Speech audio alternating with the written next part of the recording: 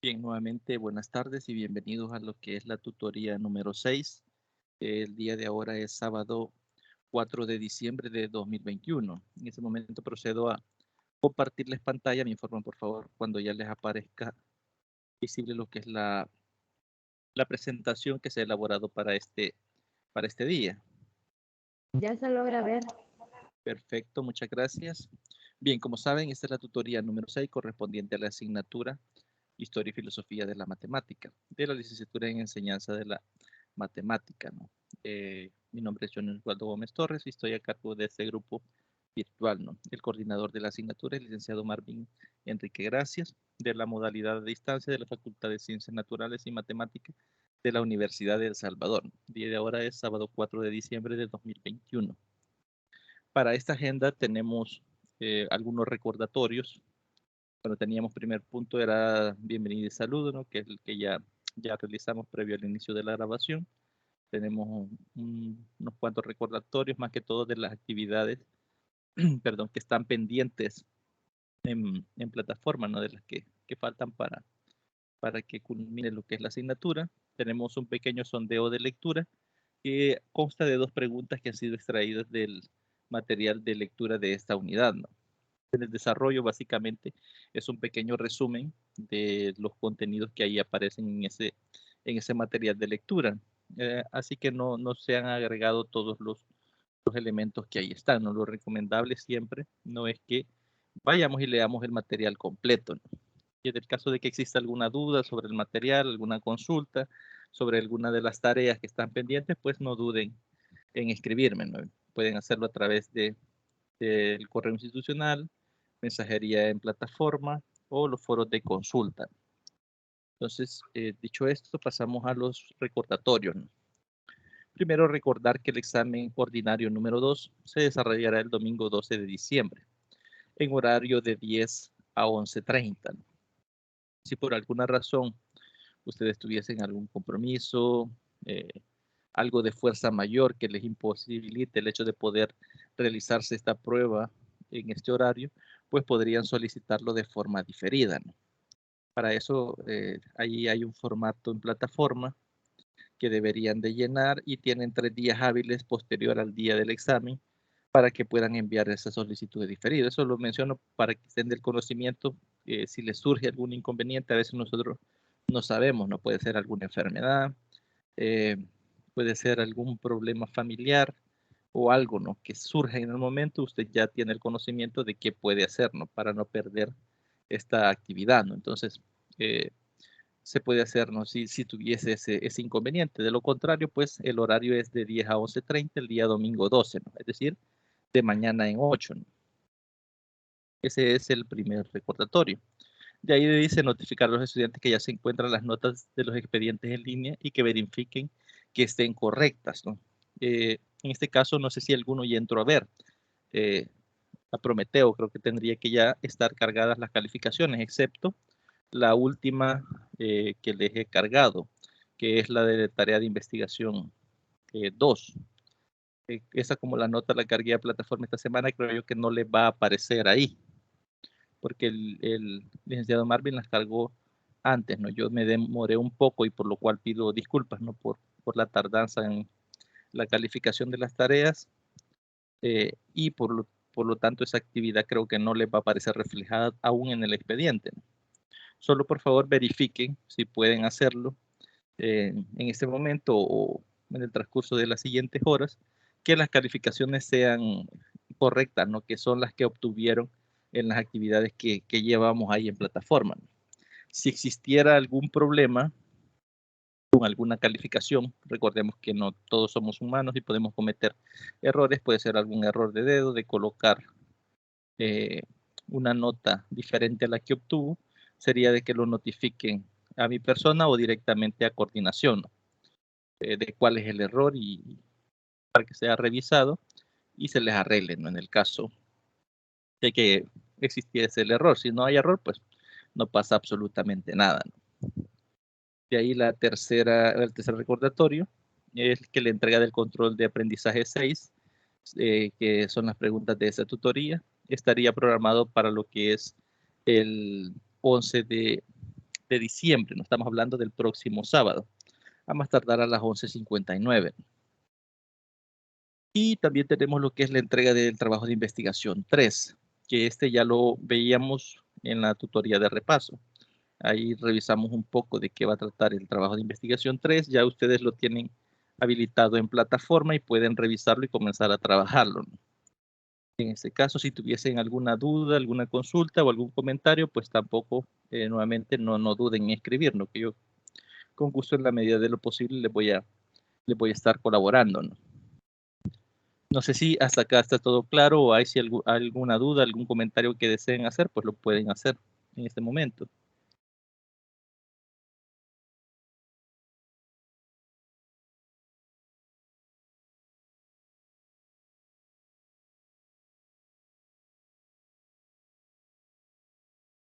También recordarles que si no les funciona el micrófono o no tienen bien el micrófono, pues pueden hacerlo a través de la mensajería. Yo acá puedo estar leyéndoles también lo que son los comentarios o los aportes en el chat, ¿no? Ya que yo lo tengo abierto acá en el teléfono aparte y puedo perfectamente visualizar si alguno quiere aportar algo o quiere preguntar algo, pues lo puede hacer acá también en el chat.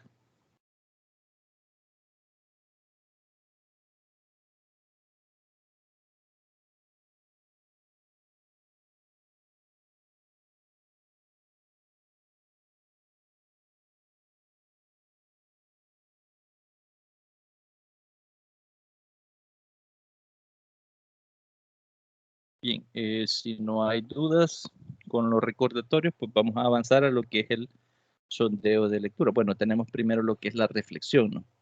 En este caso, he elegido una frase de Jean Piaget que nos dice que el objetivo principal de la educación es crear personas capaces de hacer cosas nuevas y no simplemente repetir lo que otras generaciones ya hicieron, ¿no? Si alguno desea participar con la reflexión, pues con gusto se le cede la palabra para que pueda dar su aporte, ¿no?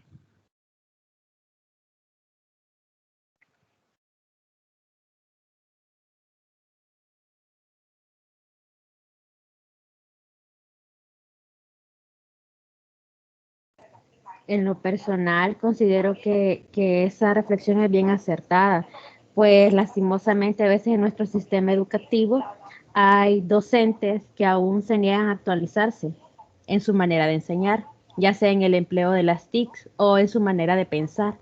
Y recordemos que nuestra sociedad es una sociedad cambiante. Enseñar a jóvenes de hoy en día no es igual a los que enseñaron, digamos, a los estudiantes de 1990, por decirlo algo. Todo está cambiando. Por ende, nuestra sociedad necesita que los estudiantes egresados tengan eh, mejores capacidades que se adapten a las necesidades que está teniendo la sociedad en ese momento. Y es por eso que necesita estar en cambio. No podemos hacer y repetir lo que generaciones anteriores han hecho, porque ya en esta sociedad ya no va, por decir, ya no va a haber conexión. Tenemos que irnos actualizando en todos los ámbitos. Todo, muchas gracias. Sí, no, ha hecho un resumen bastante interesante, ¿no? Sobre lo que es Tengo la una educación. consulta. Hola, sí. En el, en el expediente en línea, ¿cómo va a ser distribuido el 30% de las preguntas? Porque pensaba yo que iban a poner de un solo el porcentaje y hay un puño de porcentaje ahí que no se sabe quién es quién usted. Si gusta, mándenme una captura para ver cómo les aparece, porque eso yo no lo puedo visualizar. Ok, Han habido algunas asignaturas cuando se hacen sondeos así de lectura que se divide el porcentaje. Yo tengo entendido que es el 5% global de- del curso. No sé sí, no sé si estoy mal, ¿no? Creo sí, que el sí, 5%. Entonces, una forma en que pueden calcular una aproximación sería promediando las notas obtenidas en los controles de lectura y multiplicándolas por el 5%. También a veces lo que se hace es que se divide ese 5% entre el número de controles. Por ejemplo, si son 6 controles de lectura, podría ser 0.5, 0, perdón, el 5% dividido entre los 6 controles de lectura. Y ese resultado es el porcentaje que tendría para cada uno de los controles. De las dos formas, al final la sumatoria le va a dar relativamente lo mismo. para que lo puedan calcular ustedes con las notas que tienen ahí, puedan verificar, porque no sé si les aparece ya en porcentaje en el expediente o les aparece promediado. Ya aparece promediado, aparece un porcentaje, no aparecen los porcentajes y las notas después y después aparece el total de que uno tiene, ¿verdad? Es que hay ¿Y qué varios, porcentaje, qué porcentaje les aparece arriba? hay 5%, 5%, 10%, 5%, 20%, 10%, 5%, 10%, 10% y 20%, un puño porcentaje ahí. Eso los identifico, los 20% del examen, pero los demás hay más de 3, 10% que son de los tres con trabajos de investigación y los demás se pasa, ¿verdad? Ujú. Si gusta, mándeme la captura. Voy a revisar a ver qué es lo que se encuentra ahí para poder hacer la pregunta a coordinación.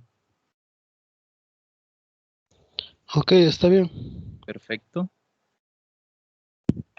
Bien, continuando acá, decía que es bastante interesante el aporte que da la compañera, ¿no? Porque eh, es como tener una visión futurista, ¿no? Si todos nos seguimos formando en la misma forma en que se han venido formando todas las generaciones, no vamos a ser capaces de responder a las necesidades que van emergiendo en la sociedad, ¿no?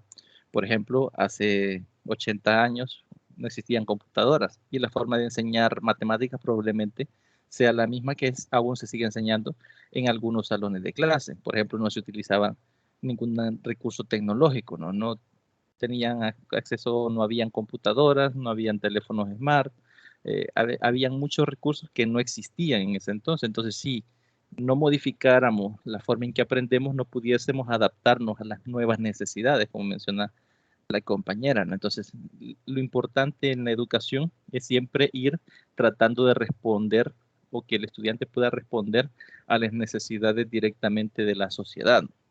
Muchas gracias por la aportación. No sé si alguien más desea agregar algo acá.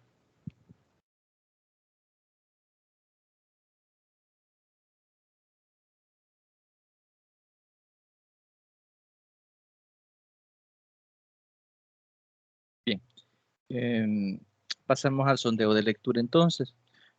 Como les mencionaba, es sobre el material de la unidad. En este caso se han planteado dos preguntas. Primero, esta no es una pregunta, digamos, tan puntual, sino es la consideración que tienen ustedes de la lectura que realizaron sobre la importancia que tiene la historia en el devenir de la educación matemática. Por eso acá dice, ¿qué papel considera usted? Es decir, con base a la lectura de su consideración de lo que ha leído, ¿qué importancia o qué papel juega la historia en el devenir de la educación matemática?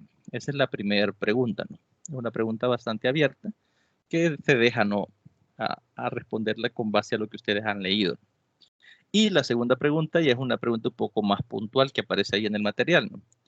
¿En qué consiste directamente el internalismo y el externalismo?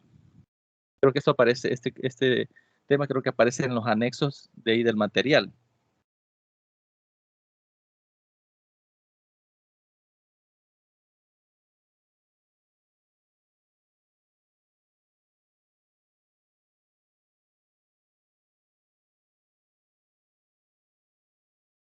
No sé si desean participar con alguna de las preguntas.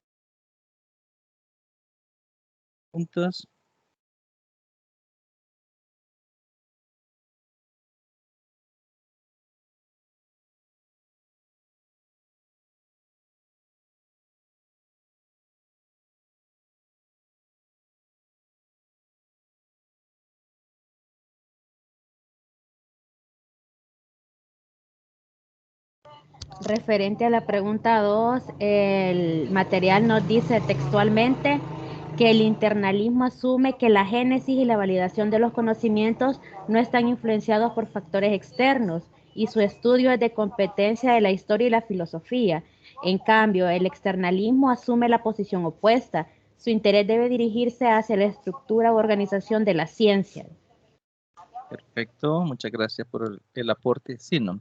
Ahí acaba de leer lo que son las definiciones puntuales que genera el material, ¿no? En una, como su nombre lo indica, cuando hablamos del internalismo, asume que no tiene incidencia lo que está afuera, ¿no? Sino que directamente lo que está dentro del pensamiento humano, dentro de directamente cómo percibimos nosotros las matemáticas, cómo nosotros consideramos que se han ido desarrollando y cómo consideramos que estas pueden responder a lo que es la realidad, ¿no?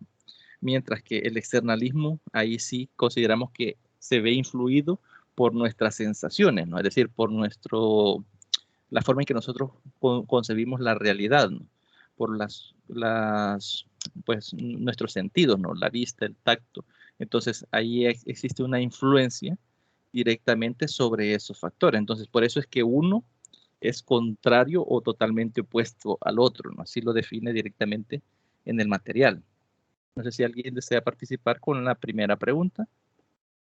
Gracias por el aporte.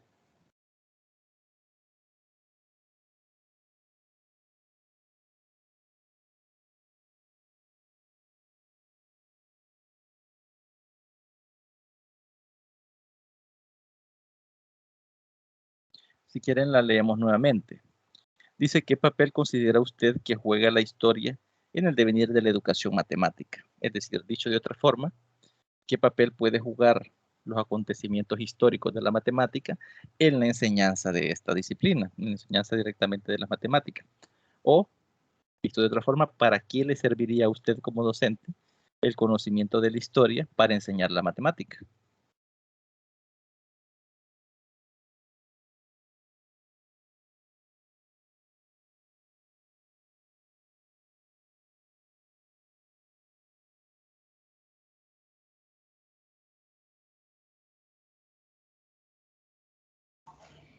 Yo no he leído esa parte del material, licenciado, pero no sé si va a ser erróneo, pero voy a dar mi opinión.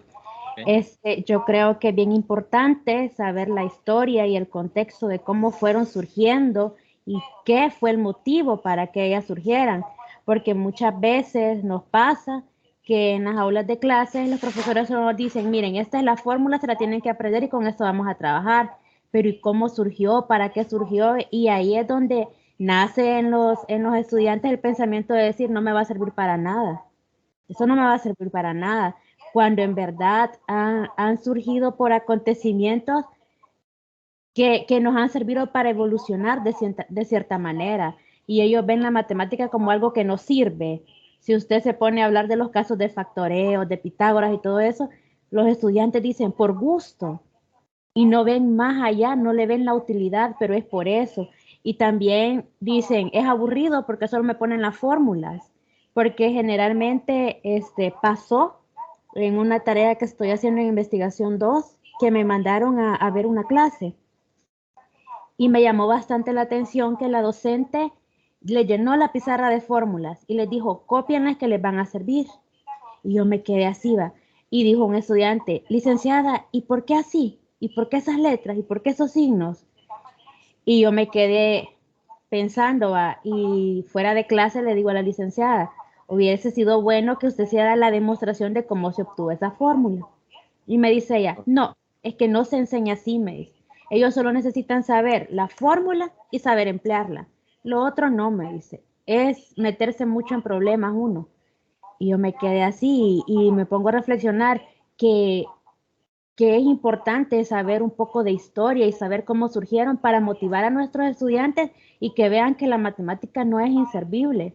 Y me gustaba la clase pasada en la que nos decía que es el idioma, creo, en el que está escrito nuestro universo.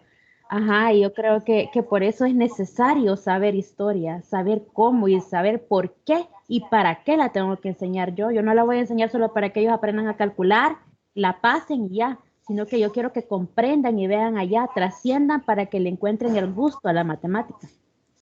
Perfecto, gracias. Sí, de hecho, dentro de lo que menciona, es uno de los objetivos que busca emplear directamente la historia como un ente modificador o, digamos, de la conducta del estudiante. Es decir, buscamos a través de la historia que el estudiante se motive, que le vea un sentido, como usted menciona, a la matemática. Obviamente, filosóficamente existen muchas corrientes qué funciona, qué sucedió, cómo sucedió, que buscan explicar algunos fenómenos. Muchas veces esto puede ayudar en una clase de matemática para que el estudiante comprenda mejor la necesidad de aprender un contenido matemática. directamente, ¿no? ¿Por qué? Porque usted dice, contándonos su experiencia, muy bonita por cierto, que probablemente a esos estudiantes, al no darles respuesta a esas inquietudes, le vamos coartando, ¿no? La curiosidad y tal vez posteriormente el interés hacia la asignatura, ¿no? O hacia el área como tal. Quizás hubiese sido interesante ver qué hubiese pasado si la maestra hubiese respondido, ¿no? Si en realidad la utilización de la historia hubiese mejorado los procesos de enseñanza-aprendizaje. Sería un punto de partida bastante interesante poner en práctica directamente en las aulas. Gracias por las participaciones. No sé si alguien desea agregar algo más.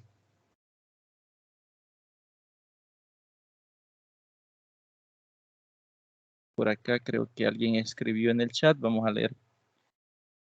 Dice acá Diego, considero que es la base de la evolución de la materia, cómo surgen los problemas con las necesidades y cómo se pueden solventar, por ejemplo, como la veíamos en los egipcios con las fracciones. Muchas gracias por el aporte, Diego. Bien, Hola, sí, claro. Puedo hacer consultas, pero sobre el expediente. Ok. No me parecen todas las notas de todos los controles calificados hasta ahorita. No, es que no los he terminado de calificar. De hecho, les mencionaba de que el último que les subí, no sé si Me ya les iba a refiero, aparecer. me refiero a los que calificó, como dice que el Ah, coordinador ah, ya ah. subió, ¿verdad? Pero no me aparecen todas las notas de los que usted ya calificó, ¿verdad? En el expediente, sino que solo me aparecen dos notas ahí en Dos. el expediente. Creo que es porque la tercera no se las he cargado a todos. El tercer control de lectura, solo he calificado algunos, no he subido el resto de las notas. Entonces creo que hasta que esté completo se les va a cargar. Por eso entonces por eso es que No, no no, están no, las tres notas de los controles en el expediente. correcto, correcto. Sí, es que no he terminado de calificar los controles. Al menos el control de lectura 3 creo que solo se los he calificado como a 10 o 12. Entonces no todos tienen esa nota en plataforma, entonces creo que se van a migrar a Prometeo hasta que ya estén todas. Voy a ver si en estos días califico, creo que estoy pendiente de terminar el 3 y el 4 para que ya les puedan aparecer esas notas ahí, pero no se preocupen que voy a agilizar la calificación para que puedan tener esas notas pronto en el expediente. Ok, está bien. Perfecto.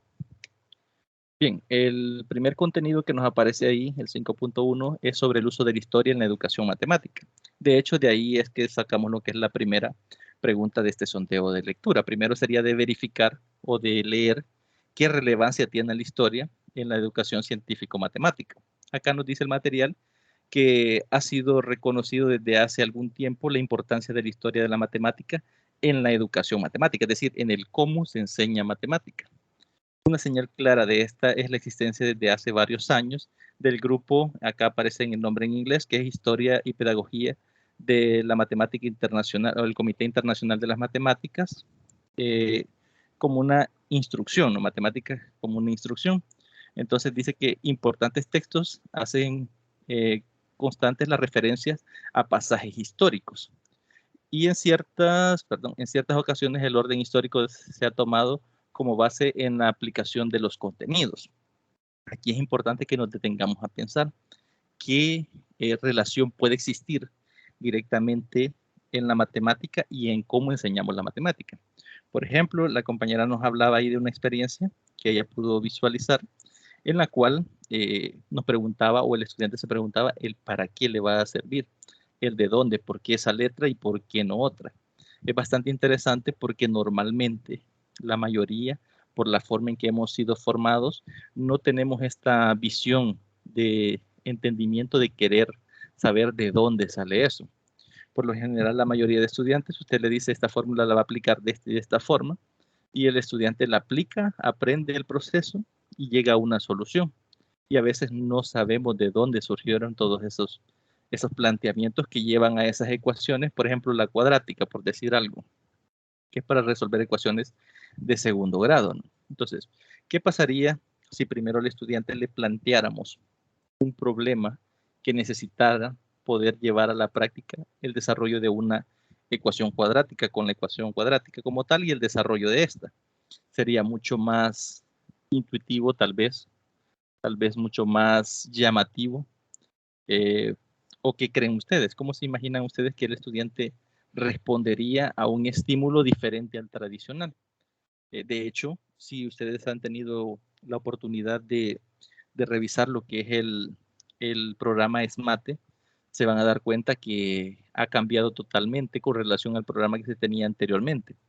¿Y esto por qué creen que se ha dado? Se ha cambiado una visión en la cual primero se le daban al estudiante una serie de pasos a seguir y luego se le daban una serie de problemas cuando el estudiante ya conocía la forma de solucionar esos problemas aprendiéndose esos pasos. Antes era de esta forma. Actualmente en SMATE, primero si nos fijamos, lo primero que nos muestra la lección es un problema. Comenzamos con un problema. Luego planteamos una solución a este problema y buscamos qué contenido matemático se puede utilizar para resolver ese problema, que es totalmente diferente a lo primero que planteaba el programa. Es decir, hemos tratado de adaptar en cierta medida la forma en que se ha desarrollado la matemática. Nosotros que hemos estado revisando todos estos contenidos de cómo ha evolucionado el concepto de matemáticas, de qué es la matemática como tal, hemos visto que nace por la necesidad de dar respuesta directamente a problemas de la sociedad y no al revés. No es que la matemática aparece de la nada como tal y de aquí nosotros la utilizamos para dar respuesta a los problemas de la vida real. No surgió así, ¿no? De hecho, lo podemos ver revisando los materiales, no más que todos los primeros materiales de lectura que aparecían ahí en la unidad 1. Entonces, ¿qué nos hace pensar que empleándolo de una forma diferente se va a facilitar el proceso de enseñanza-aprendizaje? Porque lógicamente se ha dado problema, plantear solución, luego poner en práctica esa solución. ¿Qué nos hace pensar que si lo hiciéramos diferente, como estaba el programa antes, si le enseñamos primero la solución y después le planteamos el problema, que nos hace pensar que el estudiante va a aprender mejor la matemática o esos conceptos matemáticos? Entonces, es bastante interesante que nos pongamos a analizar todos estos pequeños puntos de vista, ¿no? Que nos presenta acá aquel material. Pareciera de que es intrascendente, ¿no? Ustedes pudiesen pensar que es intrascendente la historia. ¿Por qué? Alguien me puede decir, yo necesito aprender a factorizar para solventar los problemas. No necesito saber la historia bajo la cual se inventaron, por ejemplo, las representaciones algebraicas. Y puede que sea muy válido. Puede ser que él lo aprendió así, pero como aquí estamos desde el punto de vista del docente, porque usted algún día va a estar enfrente de un grupo y va a necesitar definirnos qué paradigma va a utilizar en el desarrollo de sus clases. Entonces usted puede decir, voy a utilizar los contextos históricos de la matemática en ciertos contenidos específicos. Por eso acá habla de pasajes históricos. Puede ser que para algunos haya algún pasaje de la matemática que sea interesante para motivar al estudiante y puede ser que en otro no. Un ejemplo que es bastante evidente es, por ejemplo, en las leyes de Newton, ¿no? Las leyes de la gravedad. Casi siempre ahí se habla de la famosa historia de la manzana que cayó del árbol, ¿no? Y que ahí comenzó todo el debate, ¿no? Y es una historia que ayuda al estudiante a entendernos de dónde surgió y motiva a que le ponga atenciones a las leyes, aunque después aparezca expresado en ecuaciones matemáticas. Entonces, ahí vemos un sentido bastante directo entre lo que es la rama que se pretende estudiar y cómo surgió, ¿no? Entonces, obviamente a veces no es posible, al menos en matemática, establecer para cada tema una historia, ¿no? Pero en algunos textos específicos sí es posible utilizarlo así. También nos dice que la concepción del uso de la historia en la educación matemática venía en función de la historia de las matemáticas que se posean, ¿no? Que es lo que le mencionaba.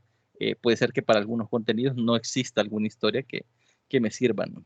Directamente para explicar de dónde surge.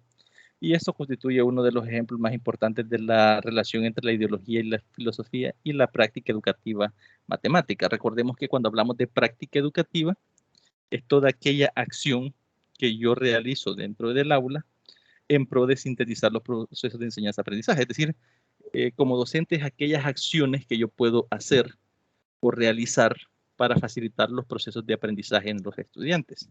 A veces es posible considerar la inclusión de referencias históricas aisladas de tipo anecdótico, como recurso de motivación. Aquí está esto sombreado porque es la respuesta básicamente a la pregunta del sondeo de lectura. El para qué me puede servir la historia para enseñar matemática.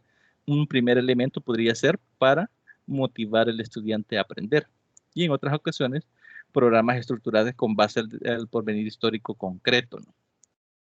Nos dice también el material que lo más importante o la importancia o no de la introducción de la historia y el uso preciso de la educación matemática no es producto de un desarrollo intrínseco, es decir, no es que vaya dentro de la clase de matemática como tal la historia, pero sí se lo podemos agregar para darle un poco más de entendimiento al estudiante de la importancia que tienen esos conceptos, ¿no?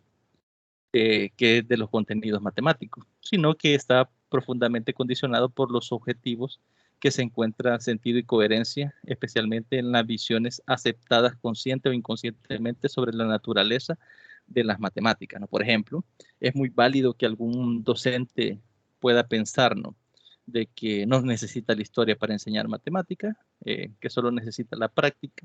Y yo incluso he escuchado muchos docentes que dicen que matemática, la única forma de aprenderlo es haciendo matemática, es decir, poniéndolo en práctica, replicando los conceptos y poniéndolos en práctica una y otra vez hasta dominarlos totalmente. Y puede ser que efectivamente eso funcione. Pero por eso nos habla acá de la naturaleza, es decir, la naturaleza de las matemáticas que ustedes consideren válida para la enseñanza. Porque ahí podemos encontrar muchos paradigmas de cosas que funcionan, de cosas que no funcionan, pero siempre los contextos tienen mucho que ver ya a la hora de la práctica, ¿no?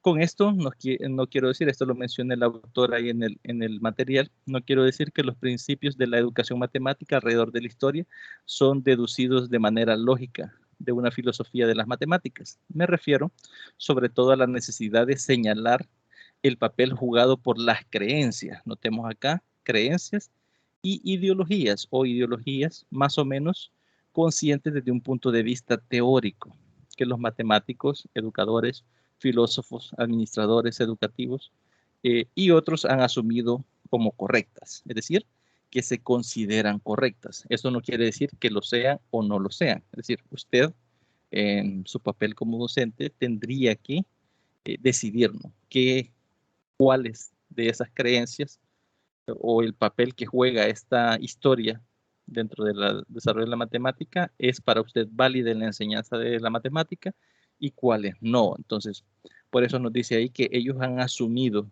como correcta, ¿no? Tal vez probablemente en sus contextos funcionaría y por esa razón se considera de esta forma.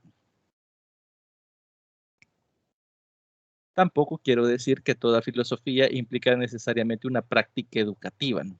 Como señala hace algunos años el profesor John Tralfaugh de la Universidad de Lens, dice: la filosofía en el sentido de la consideración de las verdades fundamentales brinda a las personas visiones que bien pueden sostener, pero que no constituyen principios para la acción a no ser que otros pasos sean dados. Por ejemplo, el hecho de que usted tenga una consideración sobre tal vez que la historia es necesaria para la enseñanza de la matemática, no quiere decir que usted al enseñar matemática va a ir y va a mezclar siempre la historia, ¿no? Solo lo que quiere decir es que usted puede, bajo sus creencias ideológicas, utilizarlas si así lo desea. Es decir, por eso habla de acá de dar paso. Es decir, el hecho de que usted lo crea así no quiere decir que lo va a emplear, ¿no?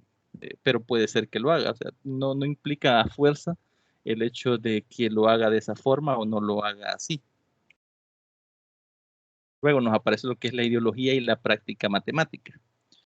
Aquí, si analizamos los términos, lo primero es la ideología, es decir, ideológicamente, ¿qué considero yo como docente que es correcto para enseñar matemática? Siempre desde el punto de vista histórico y cómo enseñar esos contenidos con base a la historia. Y luego con aquellas prácticas, con aquellas acciones que usted desarrolle en el aula que vayan en pro de sintetizar o facilitar, mejor dicho, la adquisición de estos conocimientos para los estudiantes. Nos dice: sin duda la educación no gira en el vacío de las ideas al margen de las dimensiones reales del mundo. Las teorías y los métodos educativos asumen precisamente como puntos de referencia la realidad y su evaluación. Ellas evolucionan en relación esenciales con el devenir de las prácticas educativas particulares, es decir, la forma en que cada uno de ustedes como docente considere que es correcta para enseñar esos conceptos, así como la totalidad sociohistórica. Es decir, dice, yo reconozco el papel preciso de la actividad intelectual de los hombres en su contexto histórico, pero al mismo tiempo quiero enfatizar la importancia de la ideología, entendida como el conjunto más o menos coherente de representaciones de la conciencia en su construcción. Esta representación es un acto, un adecuado punto de partida para entender las actividades de la evolución de los hombres. Y aquí nos dice, en general, la ideología como factor social que a veces determina el devenir no solo intelectual, sino también sociohistórico. En ese sentido, no considero la ideología sobre las matemáticas y sobre las ciencias en general como un reflejo de la práctica. Es decir, no se considera que la ideología del cómo se enseña matemática es un reflejo de lo que yo hago en el aula. Es decir, no se ve directamente, o el autor no lo ve como un reflejo directo de las acciones que el docente realiza en el aula como prácticas en la enseñanza de las matemáticas y de la ciencia. Dice, no se trata meramente de una consecuencia determinada por la práctica. Es decir, esta creencia no es una consecuencia directamente de la práctica realizada en el aula, sino dice, determinada por otros estratos materiales de la actividad humana, es decir, por otras creencias, otras influencias, otros conocimientos que podamos tener, ¿no? O directamente algunas cosas que leamos que han funcionado en otros lugares y que creemos que también nos puede funcionar a nosotros. Nos dice aquí que a veces se considera la ideología como una esfera pasiva y en ocasiones producto del movimiento de condiciones económico-productivas de la sociedad. Se busca con estas aproximaciones encontrar todos los determinantes, ya sea el positivismo o del liberalismo, por ejemplo, en el desarrollo de las fuerzas productivas. ¿Por qué podemos ver esto? Porque siempre recordemos que la educación busca responder directamente a lo que está aconteciendo en el panorama social. Por ejemplo, antes a los estudiantes se les formaba para que fuesen prácticamente replicadores de contenido, básicamente con calculadoras andantes, ¿no? El hecho de aprenderse las tablas, y no solo aprenderse las tablas, sino manejar a veces operaciones mentalmente, se veía o era suficiente para concebir que alguien sabía matemática. Por ejemplo, entre más alguien pudiese desarrollar esta clase de actividades mentalmente, era mejor para matemática. Hoy en día no lo vemos tanto así, ¿no? Porque ahora se busca que se analice más, ¿no? El por qué suceden las cosas. Analizar el trasfondo que hay detrás de cada acción, ¿no? De cada acción y cada reacción. Entonces, siempre cuando hablamos del eh, liberalismo y positivismo, estamos hablando de buscar respondernos directamente a lo que la sociedad está demandando de la educación, solo que en este apartado visto directamente desde la educación matemática como tal.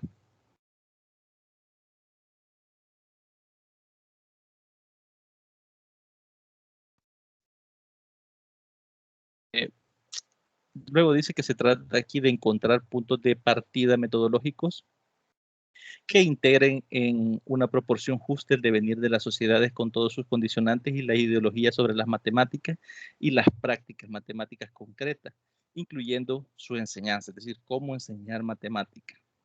Es decir, se trata de abordar el estudio y la evaluación de las matemáticas y de su enseñanza a partir de las realidades históricas particulares y concretas, ¿no?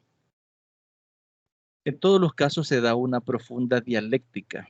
Bien, quizás aquí aclarar un poco el término de dialéctica, ¿no? Es decir, cuando llegamos a, a una síntesis, cuando tenemos una postura, tenemos una contrapostura, confrontamos ambos resultados y a través de eso se llega a un conocimiento. Por ejemplo, yo les puedo decir, el uso de castigos es efectivo para la enseñanza de las matemáticas.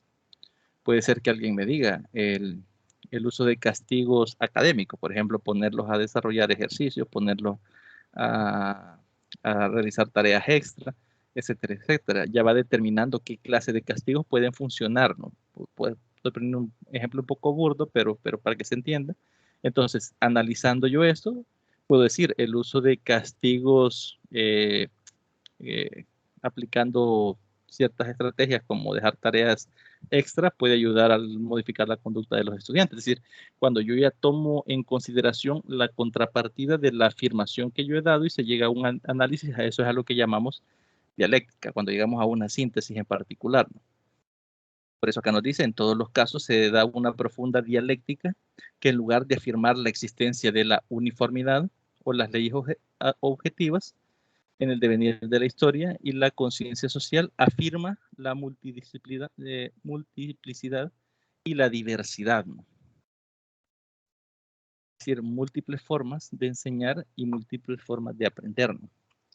La anterior discusión metodológica es importante en la medida en que es posible concluir que los procesos de desarrollo de las matemáticas deberían analizarse especialmente a partir de las realidades de las comunidades matemáticas. Por ejemplo, a veces se ponen ejercicios o se les deja tareas a los estudiantes que ellos no las pueden comprender porque no están en su contexto social. Por ejemplo, yo mencionaba cierta vez en una clase, no sé si en una de estas tutorías o en otra asignatura, que a veces se busca zonas de desarrollo próximo, es decir, que los conceptos matemáticos el estudiante los pueda poner en práctica en su vida cotidiana. Dicho de otra forma, por ejemplo, cuando le enseñas al niño a dividir, si le enseñamos solo numéricamente y no comprende el concepto, puede que desarrolle el proceso y que entienda el sentido de la división. Pero si ya le dice la mamá, repartí estos 9 chocolates entre tus 3 primitos, tal vez no lo entienda, porque no está asimilado a su contexto. O sea, el concepto matemático no está asimilado al contexto como una forma de reparto, ¿no? Entonces, por eso nos dice acá que debe analizarse a partir de las realidades de las comunidades, ¿no? De con qué el niño se va a enfrentar o el estudiante se va a enfrentar en su entorno, ¿no? En cada momento histórico, así como las relaciones con respecto a las sociedades. ¿Por qué lo delimita temporalmente? Porque acá dice en cada momento histórico. Aquí se está refiriendo al momento en el que el estudiante lo aprende. Es decir, no tienen las mismas necesidades de aprender matemática. Por ejemplo, perdón, los estudiantes, o informática, mejor dicho, para poner un ejemplo más claro, los que estudiaron allá por 1990, que los que estaban estudiando en este momento. ¿Por qué? Porque el contexto histórico ha cambiado y ahora se está demandando ciertas habilidades en el uso de la tecnología. Entonces, el contexto histórico es diferente, ¿no? Por eso es que se delimita temporalmente en este caso. También nos dice que la evolución de sus tendencias debería entonces buscarse un debate teórico práctico de paradigmas aceptados o no, y en toda una serie de consideraciones similares a las necesidades en el escrutinio de la evolución de las demás ciencias naturales, es decir, no solo de las matemáticas. Luego tenemos la filosofía y la historia de las matemáticas. Primero nos podemos preguntar, ¿cuál sería el papel más adecuado de la historia en la educación matemática que afirme el carácter sintáctico y convencional de las matemáticas? Aquí dice, se trataría en el mejor de los casos, de proporcionar ejemplos motivacionales. ¿Será que la historia solo me sirve para motivar a los estudiantes? Eso es lo que está preguntando acá. ¿Para qué pudiese servir lo que es la historia en la educación matemática? Es decir, en la enseñanza de las matemáticas. Ya vimos que uno de los ejemplos es que sirva para motivar. Pero ¿será que solo para eso sirve la matemática o la historia de la matemática? Sería de reflexionar esto, ¿no? También dice motivantes en la introducción de la teoría de aplicaciones de estas en la realidad, es decir, motivar al estudiante en el para qué me va a servir ese concepto matemático. También nos dice que si las matemáticas son un lenguaje, por más importante que se considere, lo decisivo para aprender es usarlo tal cual. la evolución histórica de este no es importante. Es decir, esa puede ser otra respuesta. Si es necesario no utilizar la historia de las matemáticas en la educación matemática o en la enseñanza matemática. Aquí, bajo este contexto, si consideramos la matemática como un lenguaje, cuando usted aprende, por ejemplo, a hablar otro idioma, por ejemplo, aprende a hablar inglés, digamos, lo decisivo no es aprender la historia de cómo se creó el lenguaje, sino practicar ese lenguaje, que es lo que prácticamente nos está dando a entender este ejemplo de acá, que lo importante no es conocer la historia de dónde viene, sino practicarlo, ¿no? Usarlo tal cual, si consideramos la matemática como un lenguaje, ¿no? Es otra de las posibles respuestas. En este sentido, aquí no tendría sentido la utilización de la historia, ¿no?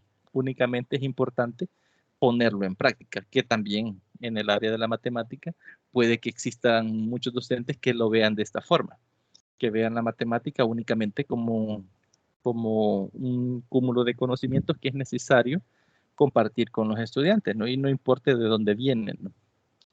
Existen en esta versión algunas consideraciones epistemológicas razonables.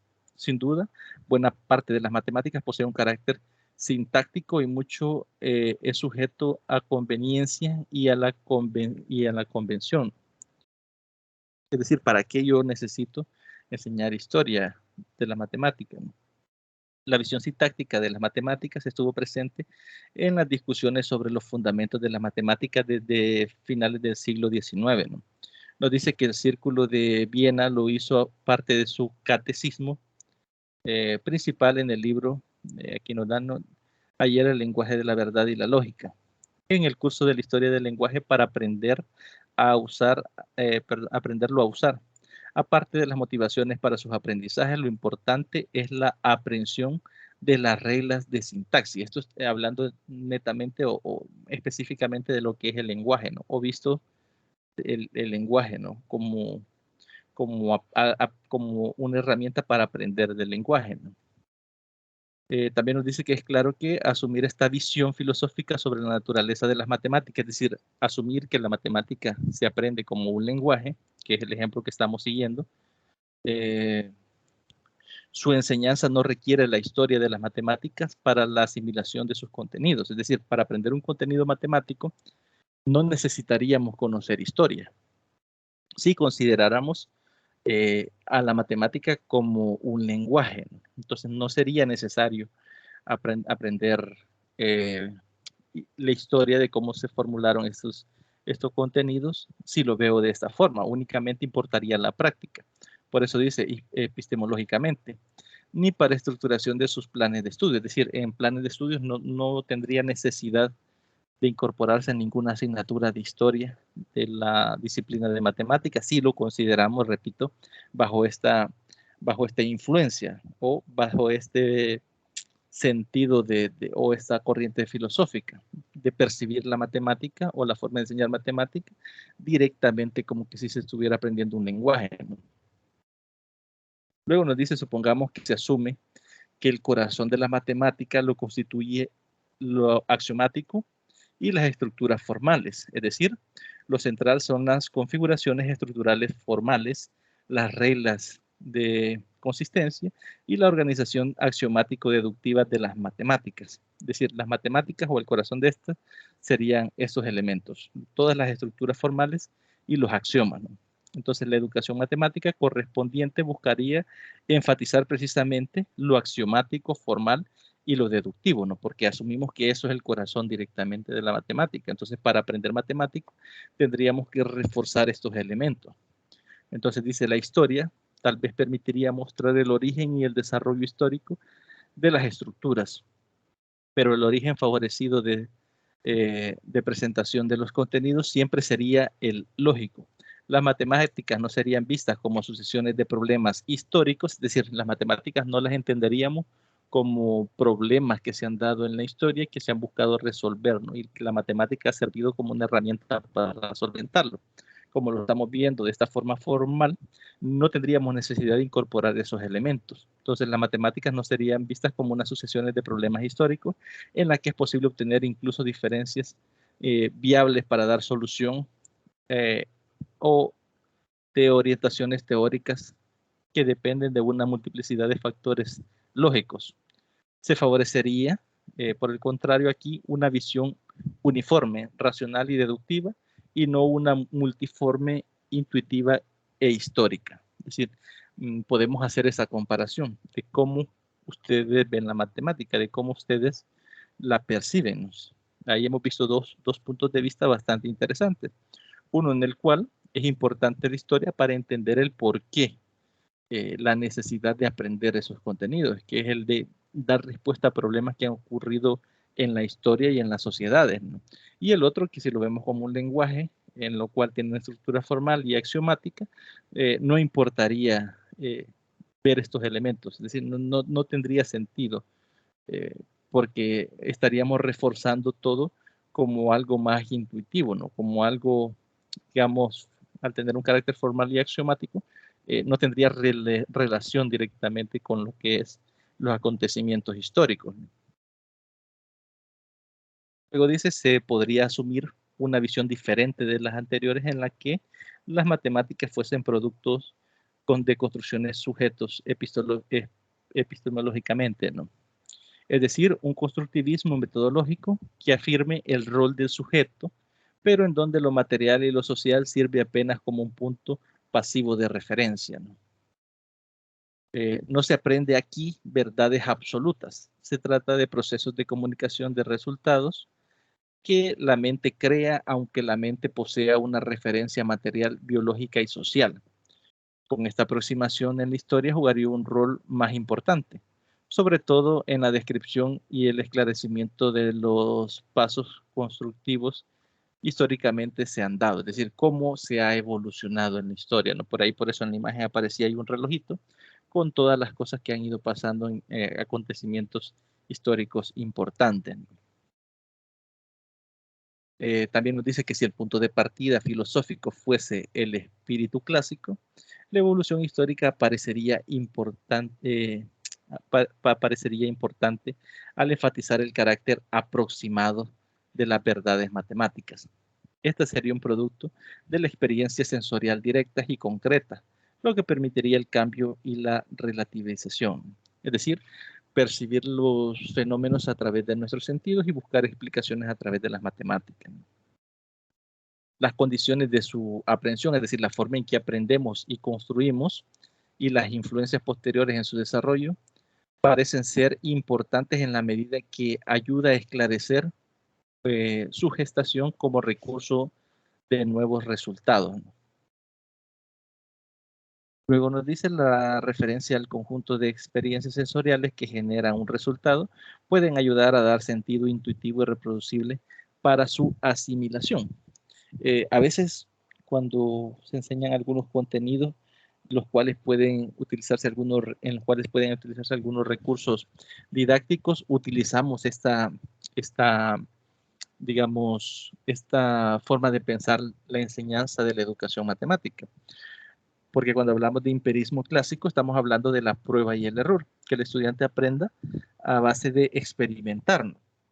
Por ejemplo, yo recuerdo, no sé si ustedes ya cursaron una asignatura que se llama recursos didácticos, en la cual se ven lo que son las regletas de Cuisinairon. Ahí se ponía en práctica lo que es en algunos talleres, lo que es el empirismo clásico. Se les planteaba una serie de ejercicios, unas guías, y ustedes tenían que resolver los ejercicios directamente utilizando las regletas, por ejemplo, o otro recurso ahí.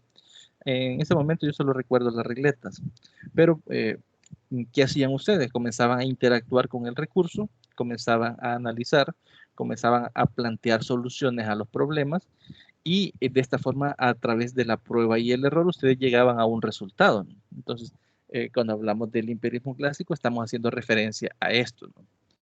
A que a través de nuestros sentidos, nuestra vista, oído, tacto, podemos intentar dar solución a problemas que están directamente en la realidad. Luego nos dice que esta caracterización pasiva del sujeto encierra muchos problemas. Diferentes resultados epistemológicos revelan que los procesos mentales involucrados en las matemáticas y en la ciencia en general trascienden de lejos el plano de la inducción y la generalización. En el empirismo clásico, el inductivismo en las teorías de las ciencias y la visión más aceptada, la noción de inducción ha sido desde entonces objeto de muchas discusiones en la física, en la filosofía de la ciencia. Tal vez sea más conveniente pensar, como Popper, que es más adecuado a la visión del error y corrección en la comprensión de la evolución de la teoría científica. Es decir, básicamente el empirismo, ¿no? Probar, ver si funciona, corregir, volver a probar y así ir, digamos, puliendo una metodología, ¿no? Directamente. Todo parece apuntar a que el uso de la historia en las matemáticas jugaría un papel más importante en el seno de una visión filosófica que afirme al mismo tiempo una base de partida empírica y un papel activo del sujeto epistemológico. Es decir, la historia se vuelve esencial cuando se establece un cierto constructivismo socioempírico, ¿no? El sujeto epistemológico es el que construye las nociones y las entidades matemáticas en un proceso de múltiples recursos mentales, pero que siempre sobre la base activa también de realidades materiales y sociales. Luego tenemos lo que es la historia y la educación matemática. El hecho de que en los últimos años se haya incrementado la presencia y el uso de la historia como un recurso decisivo en la enseñanza de las matemáticas y en especial de la formación de educadores, es decir, en la formación de docentes del área de la matemática, conduce a pensar que se trata de otro signo del avance de la visión de las visiones filosóficas que se alejan, perdón, de los paradigmas dominantes del pasado, ¿no? Es decir, de los enfoques que bajo los paradigmas tradicionales se han tenido de la forma correcta en que se enseña matemática, ¿no? Es también previsible que sea precisamente en la enseñanza de las matemáticas donde se busque hacer modificaciones, es decir, que se busquen cómo enseñar matemática y que se modifiquen estas formas de enseñanza. También nos dice que la educación plantea una manera práctica la mayoría de problemas epistemológicos centrales y exige soluciones concretas que serán siempre sujetas a la crítica del error y la corrección. La educación se convierte en un especial factor dinámico en el desarrollo de las reflexiones epistemológicas y las filosóficas en general, ¿no? Es decir, desde el punto de vista del docente, no hay ningún camino correcto, ¿no? O digamos, que sea 100% verdadero en la forma en que enseñamos matemática. Es algo que, como acá lo dice, siempre estará bajo la crítica de la prueba y el error, ¿no? Es decir, de lo que a mí como docente me funcione, iré tomando aquellas cosas que sí me funcionan y iré desechando aquellas que no. Entonces, no bajo algún contexto determinado puede ser que mi forma de enseñar matemáticas en un centro escolar funcione y esa misma metodología en otro centro escolar no funcione, ¿no? Tal vez por los contextos de las personas que interactúan, ¿no? De los estudiantes, de los padres de familia o del mismo docente.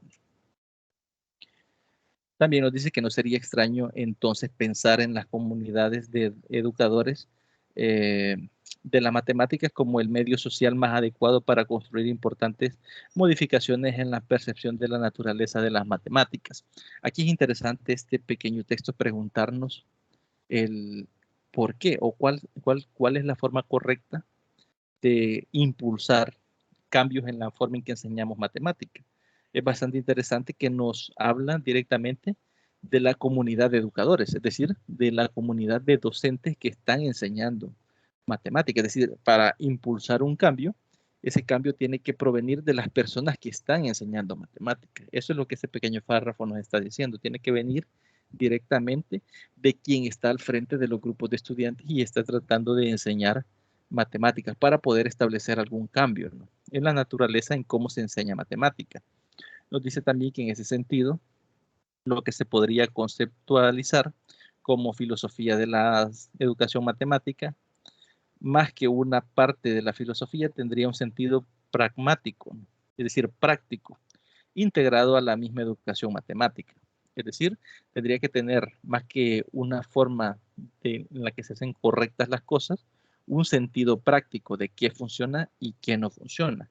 Es decir, cuando hablamos de pragmático, estamos hablando de algo que fue puesto a prueba siempre constantemente a través de la prueba y el error, ¿no? Entonces, en lugar de tener una filosofía, unas creencias de cómo se enseña matemática, estaría más ligado a lo práctico, a lo que se desarrolla directamente en el aula, ¿no? Luego nos dice que en los congresos internacionales de la educación matemática durante los años 80 y en los principales journals de las disciplinas, lo que se ha llamado constructivismo se ha vuelto persistente. Podríamos decir que los puntos de partida filosóficos de esta tendencia se resumen en Grantefeld en dos afirmaciones. El autor lo define en dos afirmaciones. Vamos a revisar cuáles son esas dos afirmaciones. La primera nos dice: el conocimiento no se recibe pasivamente, sino que se construye activamente por el sujeto epistemológico. Yo creo que esta pequeña afirmación va directamente ligado a lo que es el constructivismo, ¿no? Porque está hablando de construir, ¿no? Construye activamente, es decir, es parte del proceso. Aquí no vemos al estudiante o no se ve al estudiante como un ente pasivo que únicamente está para recibir información, es decir, no se ve como un ente que únicamente necesita ser llenado, un recipiente que necesita ser llenado de información, sino que dice debe ser activo, se construye de una forma activa por el sujeto epistemológico, ¿no? Entonces, esa es la primera afirmación de este autor, de Glaserfeld. La segunda afirmación nos dice que la función cognitiva es adaptativa y sirve a la organización de la experiencia con el mundo y no al descubrimiento de una realidad ontológica, es decir, a la forma en que entendemos el mundo, ¿no? La forma en que buscamos responder a las necesidades de nuestro entorno, ¿no?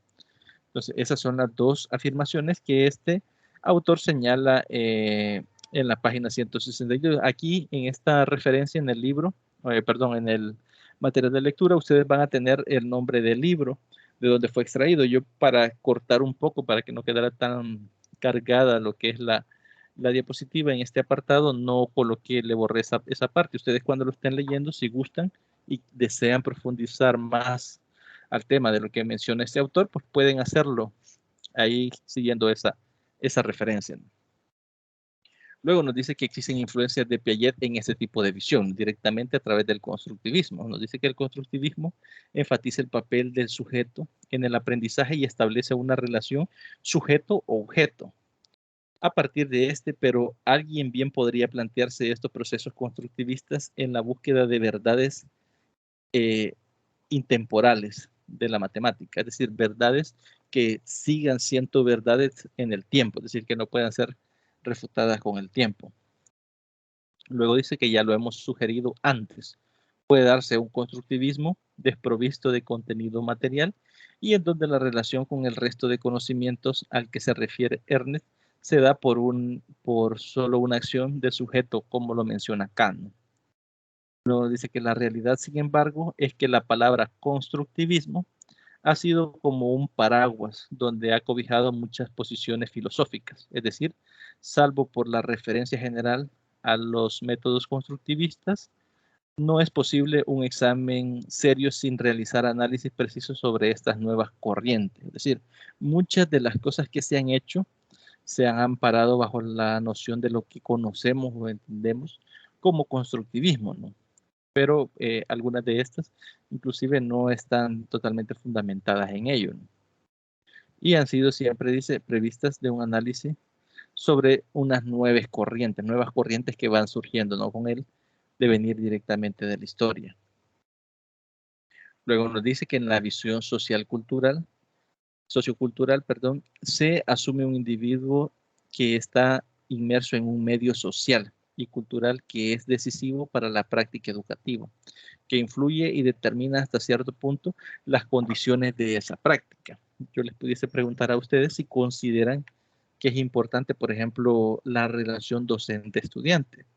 Ahí nos estamos saliendo un poco de lo que es la enseñanza del contenido matemático, pero puede ser que tenga una incidencia bastante positiva o bastante negativa la relación que yo como docente tenga como usted que es estudiante, o usted como docente con la persona que sea su estudiante. Entonces, esa relación puede afectar de una forma positiva, facilitando los procesos de enseñanza-aprendizaje de la matemática, o puede ser que sea previsto de una forma negativa, ¿no? Nos dice que es claro que una de las tradiciones ideológicas y filosóficas de las matemáticas ha puesto en relevancia el papel social y cultural en el conocimiento en el conocimiento es el marxismo, ¿no? Directamente cuando hablamos del conocimiento. Ahora bien, ¿qué tan importantes son las conexiones sociales que se dan dentro del aula? Por ejemplo, entre estudiante-estudiante, entre docente-estudiante, o estudiante-docente, ¿no? La forma en que nos relacionamos con nuestro grupo de estudiantes o incluso en su contexto social, ¿no? Las comunidades a donde se está desarrollando lo que es el proceso de enseñanza-aprendizaje. Muchas veces una de las críticas que podemos eh, observar o palpar de de lo que viene siendo la forma en que se están desarrollando las clases en nuestro país es que muchas veces las autoridades estamos hablando de ministros de educación, estamos hablando de todas las personas que están directamente ligadas al quehacer ¿no? docente. En nuestro país no conocen los contextos sociales.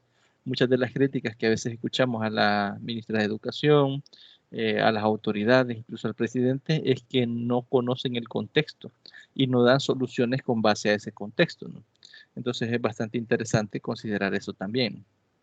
Nos dice que para el marxismo la ciencia y el conocimiento deben estudiarse como fenómenos sociales, es decir, como actividades sociales que se dan en pro de unos objetivos claros, ¿no? Que en este caso es el desarrollo académico de los estudiantes. Y las condiciones sociales, normalmente las macroviables, terminan determinando el curso de la práctica científica. Esto lo menciona Ruiz en el libro El desafío de las matemáticas en la página 79. Luego nos dice que aunque las nuevas tendencias de la educación matemática favorecen el mejor aprovechamiento intelectual y formativo de la historia, todavía es necesario empujar hacia un mayor énfasis en la contextualización histórica, social y cultural y empírica de la naturaleza de las matemáticas y en su enseñanza, es decir, en la forma en que enseñamos matemática. Y luego aparece lo que es el anexo sobre el internalismo y el externalismo. Acá están las definiciones que nos mencionaba la compañera en el sondeo de lectura. Vamos a irla revisando. Primero dice, en los años 60, Thomas Kuhn publicó en su obra La estructura de las revoluciones científicas, la cual desencadenó una extraordinaria polémica entre entre lo que son los filósofos y los estudios directamente de la ciencia. Aclaremos primero los términos. Primero, el internalismo. Dice que asume la génesis y la validación de los conocimientos, que los conocimientos no están influenciados, no tienen influencia por factores externos. Y estudios de competencia de la historia y la filosofía de ideas, ¿no? Nos habla de la sociología, la psicología, tiene muy poco que ver en el desarrollo de la ciencia. Es decir, si consideramos que el aprendizaje tiene un carácter internalista, no es necesario considerar, por ejemplo, el desarrollo social, el desarrollo psicológico del estudiante, entender la forma en que actúan, ¿no? Porque no consideramos bajo esta corriente que los factores externos condicionen la forma en que aprendemos o la forma en que enseñamos, ¿no? Mientras que en el externalismo asumimos la posición opuesta. Su interés debe dirigirse hacia las estructuras o organizaciones de las ciencias. La ciencia y la tecnología, responsabilidad social de la ciencia, de la política científica, de los gobiernos y de la ciencia. Es decir, se da un énfasis en los factores psicológicos, políticos, orgánicos y administrativos, ¿no? Porque aquí sí consideramos que todos estos factores intervienen directamente en la forma en que percibimos los procesos de enseñanza y de aprendizaje, ¿no? Luego dice, conviene distinguir dos tipos de internalismo, de primer grado y el de segundo grado. El internalismo de primer tipo, es decir, de primer grado, se podrían alinear historiadores y filósofos como por ejemplo Coire, Neff, Hall, Agassi, por citar algunos, ¿no? Para estos, la historia de la ciencia sería la historia de las ideas, aludiendo la incorporación del análisis de cualesquiera de los factores externos, ¿no? Una posición más flexible, que sería ya los externalismos, perdón, los internalismos de segundo grado, dice que podría ser muy bien estar representados por Popper y por los trabajos de Lakatos y su famosa teoría de las reconstrucciones racionales. Nos dice que en la realidad las primeras posiciones de Popper y de Lakatos eran mucho más cercanas al internalismo de lo que plantearon posteriormente, ¿no? Luego dice, se puede afirmar que hasta la década de los 60 se daba un establecimiento extraordinario del externalismo entre los historiadores de la ciencia. Es precisamente la obra de Kuhn y la de otros autores de la misma época, como por ejemplo Feyerabend y Tolmin, los que va a abrir nuevas posibilidades para abordar la historia de la ciencia. La idea metodológica central de Kuhn gira en torno a las revoluciones científicas y a las intervenciones decisivas del factor psicosocial corporalizado, ¿no?, en las comunidades científicas que escogen o desechan paradigmas en complejos procesos. Es decir, aquí básicamente lo que buscaba o se busca es desechar o adoptar paradigmas, es decir, enfoques que dan soluciones a problemas directamente del área, ¿no?, del área de las matemáticas, en cuanto siempre a la forma en que las enseñamos. No, lo dice que el conocimiento científico es para ellos fundamentalmente una colección derivada de derivaciones lógicas y otra de composiciones empíricas. Su interés reside en la justificación racional de ellas y en la consistencia lógica, así como su correspondencia con los hechos. Y al final, ¿no?, el material nos dice que en síntesis, ya para finalizar el contenido, nos dice que en síntesis las nuevas ideas aparecerían en un doble contexto. Por un lado, un internalismo unilateral, idealista fuerte y extremo, y por el otro lado, un externalismo de carácter marxista, poco útil y capaz para poder explicar el desarrollo de la ciencia. Ni los marxistas ni los mertonianos daban una explicación metodológica adecuada a estos hechos. Y ahí pues teníamos lo que es el resumen del material. En el tiempo que queda podemos aclarar dudas si existiesen, o podemos también revisar, creo que hay un video en plataforma, no sé si ya lo vieron.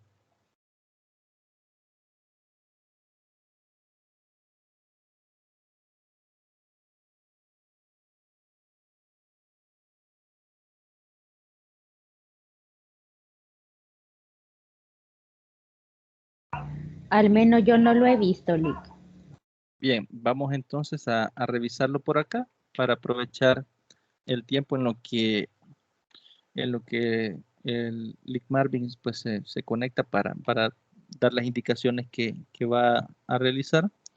Y si nos queda un poco de tiempo, pues vamos a revisar lo que son las indicaciones de la tarea. Por si existiese alguna duda, si ya lo revisaron, pues también ahí las podemos aclarar.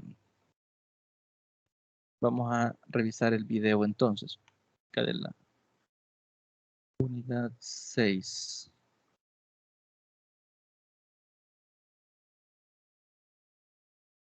Solo que voy a activarles el audio por acá para que lo puedan escuchar.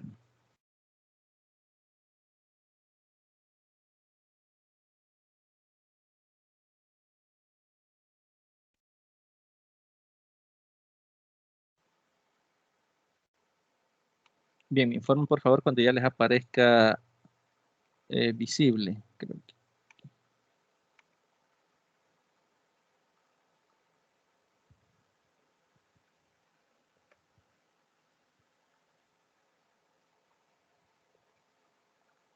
No sé si ya les cargó.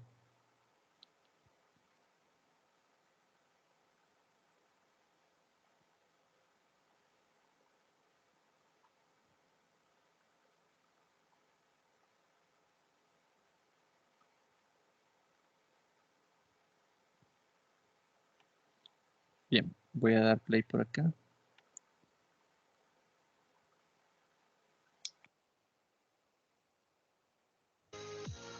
La historia ha tenido sesgos empujados por culturas dominantes. A veces el eurocentrismo o el occidentalismo no permiten valorar los aportes de otras culturas. algo que hoy en día es crucial para el progreso de nuestra especie. Muchas situaciones históricas pueden permitir favorecer una perspectiva con mayor amplitud. Identificar los aportes de distintas civilizaciones en los quehaceres matemáticos, China, India, los mayas, y por lo tanto cultivar una visión más amplia de las ciencias y la cultura. Una de las vetas más ricas para usar la historia son los textos o las situaciones específicas, las fuentes originales, para reconstruir, valorar, comparar los límites y debilidades, los avances y originalidades de resultados o procesos matemáticos. Esto es más complejo de realizar, por supuesto, por el detalle de estudio que se debe hacer, pero es de gran valor pedagógico y cultural. En el mundo hay muchos recursos y textos basados en fuentes originales, disponibles en Internet, para diseñar tareas matemáticas que se pueden usar en la enseñanza de las matemáticas. Cuando introdujimos la historia en el currículo de matemáticas, tuvimos también varios cuestionamientos. ¿Qué tenía que ver eso con las matemáticas?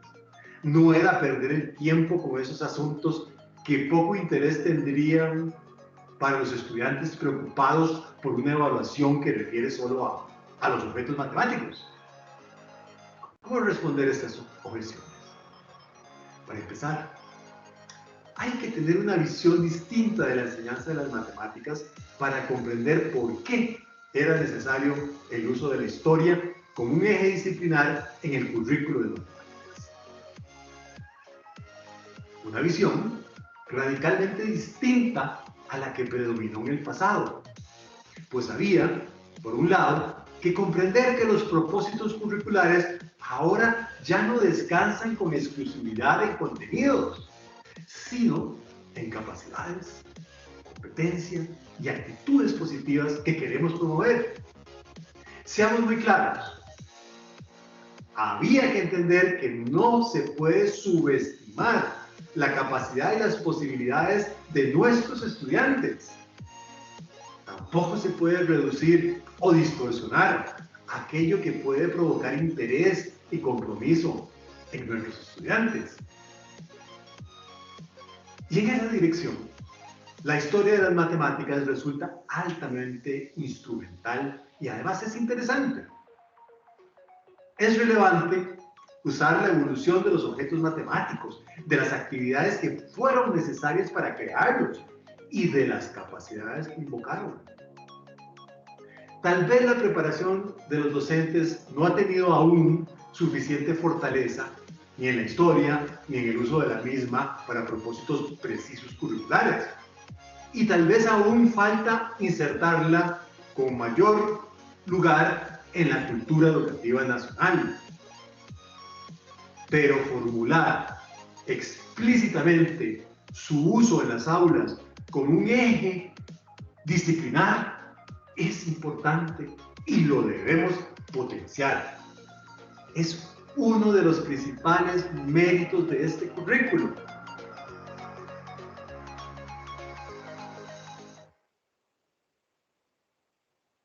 Bien, ahí teníamos, ¿no?, el video que pueden encontrar ahí en plataforma. Me gustaría de lo que hemos leído, de lo que hemos revisado en el resumen de la diapositiva, pues alguno me dé su punto de vista de qué opina de la historia de las matemáticas con relación a una potencial herramienta para mejorar la enseñanza de las matemáticas. Es decir, el cómo me pueden servir o facilitar lo que es la enseñanza de contenidos, la utilización de esta historia.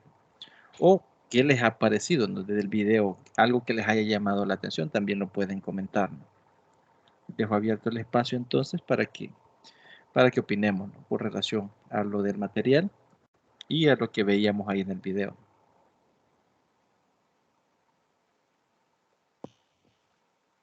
Tardes. Buenas tardes, Araceli, bienvenido. Bueno, de hecho creo que como dije en el video, muchas veces damos de menos la historia de la matemática. Ujú. Yo era una de esas porque me parecía que era lo que no vale la pena pues estudiar historia de la matemática, ¿para qué? Si ya está dado, ¿verdad? Pero en cambio he comprendido ahora, llevando esta materia, de que es muy importante. Y se me viene a mi memoria a un docente que tuve muy excelente él, de hecho, muy bueno en su clase y todo, hasta nos enseñaba, no es poison. No, yo sé que muchos compañeros ya lo han escuchado, poison, y no es poison. La entonación, ¿verdad? Entonces, él metía esos datos históricos en sus clases y era muy bonito escucharlo. Él se emocionaba así dando sus clases. Y pues sí, es bonito saber estudiar algo así, emocionarse por estudiar y aprender, ¿verdad? Entonces creo que es importante siempre la historia, conocer. Es bonito, solamente bonito. Perfecto, gracias Araceli, gracias por compartir también la experiencia con ese docente. ¿No? A veces pasa de que creemos, ¿no? que la historia en sí, como es algo que ya no es recurrente, es decir, creemos que es algo que no va a volver a pasar porque ya sucedió y no es necesario estudiarlo nuevamente. Eh, Vemos a veces de que, como usted menciona, ese docente que utilizaba a veces datos interesantes, eh, tenía conocimiento de esos datos y no solo tenía conocimiento, sino que los compartía con sus estudiantes. Buscaba promover en sus estudiantes, según le entendí, lo que es la importancia, el trasfondo, lo que está detrás de lo que son números fríos, ¿no? Porque la realidad es que muchos estudiantes se desinteresan o pierden el interés, mejor dicho, por la matemática porque no le ven un sentido práctico. Es decir, no le ven más allá de las operaciones aritméticas básicas, suma, resta, multiplicación y división, no le ven más allá en un trasfondo, el para qué directamente me puede servir conocer el cómo se desarrolló esta historia. Por ejemplo, en el video ahí mencionaba, ¿no? que a veces subestimamos a nuestros estudiantes, es decir, el hecho de no darles esta fuente de información es también subestimar el potencial que puedan tener ellos para comprender qué conocimientos matemáticos se invocaron, decía en el video, es decir, qué conocimientos matemáticos fueron necesarios para poder dar respuesta a los problemas de ciertas épocas, a problemas que tal vez hoy en día para nosotros ya no son problemas porque ya tienen una solución definida, ¿no? Pero antes no tenían esa necesidad. En la revisión de los materiales veíamos, por ejemplo, eh, lo que era la distancia, ¿no? que a veces tendría que moverse la información para trasladarse de un lado a otro. Por ejemplo, el hecho de la utilización de los papiros. No sé si va a agregar algo más. Bien, por ejemplo, la utilización de los papiros, ¿no? Que, por ejemplo, para preservar el conocimiento, escribían sobre ello y lo guardaban y es un material sumamente delicado, ¿no? Entonces, muchos de estos se destruían con facilidad y otros se destruyeron, veíamos en la historia, por múltiples ideologías, ¿no? Inclusive la iglesia fue uno de los que más destruyó lo que es el contenido, no solo matemático, sino el conocimiento histórico de cómo nuestras antiguas civilizaciones generaron ese contenido. De muchas de esas cosas hoy se desconocen porque fueron destruidas, pero lo interesante acá es comprender que se invocó un pensamiento lógico para poder responder a una necesidad básica. Yo les mencionaba lo del recorrer la distancia, porque antes, por ejemplo, cuando se inventó el alfabeto, se escribían cartas y se mandaban con emisarios, ¿no? A que llegaran al destinatario. Hoy en día, para ustedes, para comunicarse 1000 kilómetros, 500 kilómetros, no necesitan desplazarse, no necesitan ni escribir. Tenemos todas estas herramientas digitales que nos facilitan todas esas necesidades o dan respuesta directamente a estas necesidades. Pero ¿de dónde venimos? Es decir, es importante conocer el de dónde venimos para llegar a lo que actualmente tenemos o conocemos. No sé si alguien más desea aportar algo. Araceli, muchas gracias por el aporte.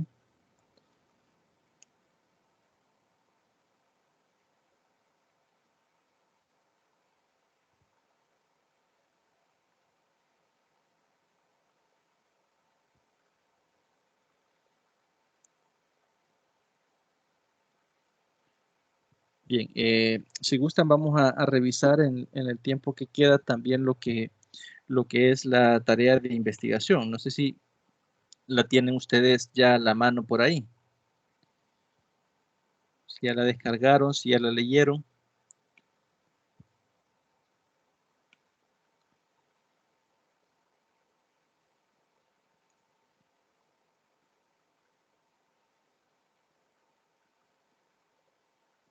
Bien, por acá tenemos lo que es las indicaciones, ¿no? Como sabemos, esta tarea va a ser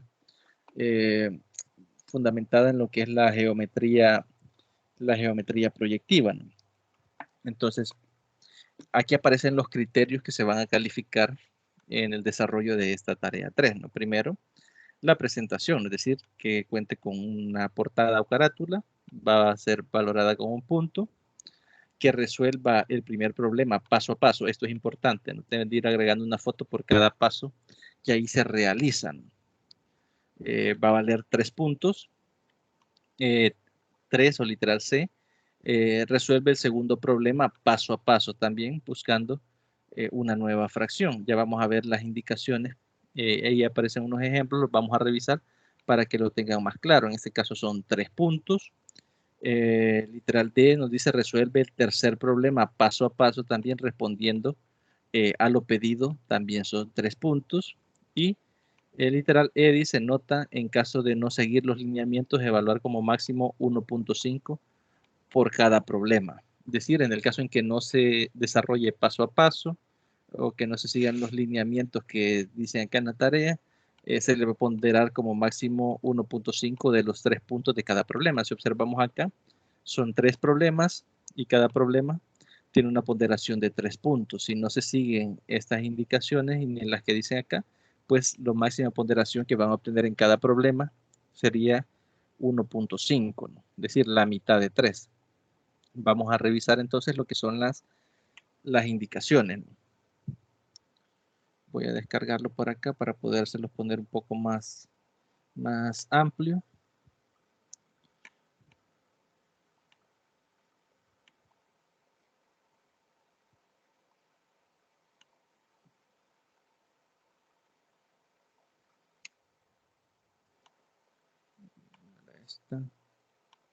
Bien, acá está.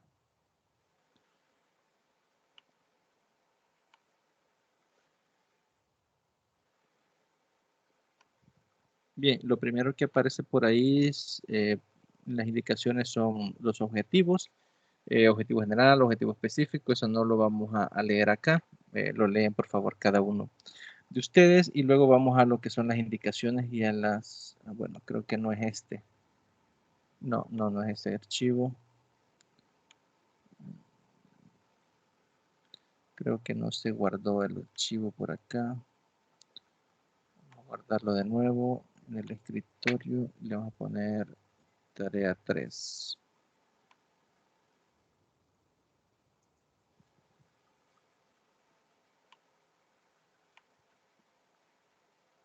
Bien, ahora sí. Bien, la fecha de entrega es el 14 de enero de 2022, ¿no? A más tardar a las 11:59 p.m. Si vemos nuestro calendario, pues tenemos un poquito más de un mes, ¿no? Tenemos todo diciembre y tenemos la mitad prácticamente de enero, ¿no? Básicamente es como un mes y 10 días, ¿no? El propósito, dice, con este trabajo se pretende que el estudiante de la carrera de enseñanza de la matemática conozca un poco de la geometría proyectiva y curiosidades, problemas, acertijos, puzzles de matemática. La temática es resolver los siguientes ejercicios, ¿no? Serían 3 problemas que por ahí van a aparecer. Dice indicaciones generales, investigar los conceptos de perspectiva, proyección cónica, punto de fuga y línea horizonte. Eso hay que investigarlo, ¿no? Hay que buscarlos, leerlos y entenderlos, ¿no? Y ver algunos ejemplos para que los comprendamos mejor. Luego agregar imágenes para dejar evidencia de su trabajo, dice Cano. Ahora bien, pasamos al primer problema. Dice, para realizar este ejercicio deberán tener de preferencia un pliego de cartulina, regla, plumones, papel y lápiz. Aquí también faltó lo de tener un acetato. Deberán de comprar un acetato para que lo puedan pegar como una especie de ventana, ¿no? El primer paso dice, en la cartulina deberán hacer lo que es un rectángulo. Bueno, la cartulina dice que debe ser blanco o negra de 1/8. Trazar un rectángulo de 18 centímetros por 22 centímetros aproximadamente. Es decir, nos da la base y nos da la altura, ¿no?, que deberá tener el rectángulo. Luego deberemos recortar este rectángulo que hemos fijado en la cartulina, y luego dice, ahora deberemos de pegar el papel transparente o el acetato, ¿no?, en la cartulina, de la cartulina ilustración ilustración con la cinta adhesiva. Es decir, en el espacio que recortamos, ustedes ahí tendrían que pegar con cinta lo que es el acetato, ¿no? Una vez que esté el visor, es decir, que ya esté una especie de ventana con el acetato, y eso esté terminado, deberán buscar algún espacio o un objeto para dibujar. Van a buscar algún elemento que ustedes deseen dibujar a través de lo que es esa especie de ventana que hemos construido. El literal D nos dice que cuando estén listos colocaremos delante de su vista con el brazo bien extendido, es decir, tomaremos la cartulina con nuestro brazo, la extenderemos a forma de obtener como una especie de ventana, ¿no?, que nos limite el rango de visión, ¿no?, del objeto que hemos decidido dibujar. Y utilizaremos para encuadrar el objeto, ¿no?, que deseamos dibujar, identificando los puntos de fuga. Para eso hay que leer esos conceptos, ahí aparecen en la parte de arriba, y la línea horizonte. Luego trazar sobre ese acetato con un plumón, trazar también los contornos del objeto o espacio que se va a representar, y tomar en cuenta todos los elementos. Pareciera un poco confuso, ¿no?, si leemos los pasos, pero para eso acá al final se nos ha agregado lo que es una sugerencia para que podamos ver cómo se va a desarrollar la actividad, ¿no? El literal E dice agregar imágenes por cada punto de fuga encontrado, línea horizonte y una imagen al final de todo lo encontrado, ¿no? Aquí ustedes copian el enlace y vamos a hacerlo por acá para ver si por acá.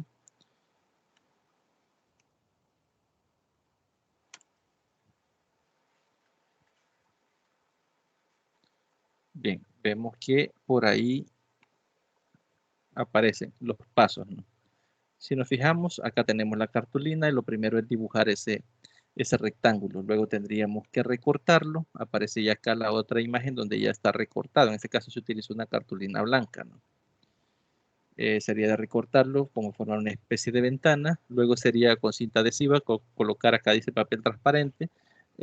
Podemos utilizar acetato para pegarlo al contorno donde está la ventana, ¿no?, colocarlo con cinta adhesiva. Luego tendríamos que buscar un objeto, el cual deseamos identificar los puntos de fuga y los elementos, líneas horizontales y líneas verticales. Acá nos da un ejemplo. Lo agarramos con la mano extendida, lo ponemos sobre el objeto y comenzamos a identificar esos elementos. Obviamente, primero tenemos que leer todas esas definiciones y comprenderlas para poder dibujar estos elementos por acá, ¿no? Aquí hemos dibujado líneas horizontales, líneas verticales, y tenemos lo que es un punto de fuga, ¿no?, que es la perspectiva desde donde lo estamos viendo. Para eso tendríamos que leer, como menciono esto, y realizar este dibujo, ¿no? Este dibujo en el sentido del dibujo que ustedes eligieron o seleccionaron, mejor dicho. Entonces ahí tenemos lo que es el visor y pues el resultado sería el acetato, ¿no? Una vez terminen de dibujar esos elementos, pues les va a quedar en el acetato lo que son esas líneas, ¿no? Esos elementos que pertenecen directamente al dibujo. No sé si hay alguna duda hasta acá.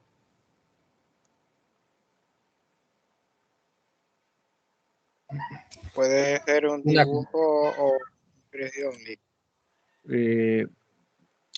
Aquí solo nos habla de un objeto en las indicaciones. Yo creo que pueden tomar algún objeto que ustedes tengan a la mano. Si pueden imprimir algún, pero es que al imprimirlo les quedaría bastante corto, para que lo puedan limitar con la ventanita que van a formar. Tendrían que buscar un objeto, porque acá en las indicaciones, vamos a ver cómo dice acá. Dice...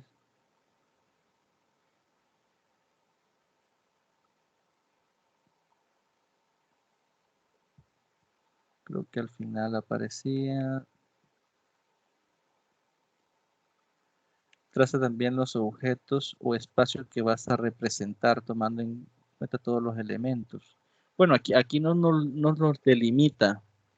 Yo creo que el licenciado Marvin no tarda en conectarse, porque él quería dar algunas indicaciones también sobre esta tarea. Entonces, cuando se conecte, pueden realizar la consulta para que les amplíe de una mejor forma lo que si pueden o no utilizar una página impresa. Creo que esa es la pregunta, ¿verdad, Mario? No sé si le entendí mal. Sí, licenciado, esa era. Tenía mi duda, pero puede, como ya, creo que ya está solventada. Ok. Diego, no sé si iba a consultar algo. Era también la misma consulta. Ok. Y cuando leí en esta Ajá. misma actividad, cuando se refiere, dice en la parte, en cuanto a los puntos de fuga, Ujú. ¿cómo sería ahí? Vaya, los puntos de fuga básicamente son las diversas perspectivas de donde miramos un objeto. Por ejemplo, aquí en este mismo enlace, en la parte de abajo les aparecen 3 puntos de fuga. Por ejemplo, en esta imagen podemos observar que aquí hay un punto bajo las cuales se han trazado todos los elementos de este dibujo. Es decir, este es un punto de fuga que me da la perspectiva de este dibujo. Y aquí por acá tengo otro donde están trazadas todas las líneas de perspectiva. Entonces, este otro es otro punto de fuga que está viendo este objeto. También tenemos uno proveniente de este lado. Al final ya vamos a ver el dibujo que acá se estaba caracterizando. Si vamos al final, era este dibujo. Y se había empleado 3 puntos de fuga. Uno que teníamos por acá, que estaba viendo este objeto, otro por acá que estaba viendo este otro objeto, y uno que venía proveniente de este fondo. Como les repito, hay que leer, buscar, investigar, porque como recordemos que estas son tareas investigativas, ¿no? Lo primero sería identificar todos esos conceptos para que los manejemos y entendamos qué es lo que se nos pide representar. Aquí están vaya, tenemos que buscar los conceptos, por ejemplo, qué es perspectiva, qué es proyección cónica, qué es punto de fuga, qué es línea horizonte y con base ya en esos conceptos claros, pues ya tendríamos que realizar lo que es el dibujo. Hay que ir, investigar, leerlo primero y posterior a eso, pues identificar esos elementos. Con base a lo que pregunta sobre los puntos de fuga, es eso, ¿no? Básicamente es la perspectiva con la que yo estoy viendo, la perspectiva del objeto. Si gustan, pueden buscar en YouTube. Hay bastantes ingenieros que utilizan esto de los puntos de fuga de la geometría proyectiva y lo explican bastante bien con imágenes en 3D para que les queden un poco más claros esos objetos o esas definiciones, mejor dicho.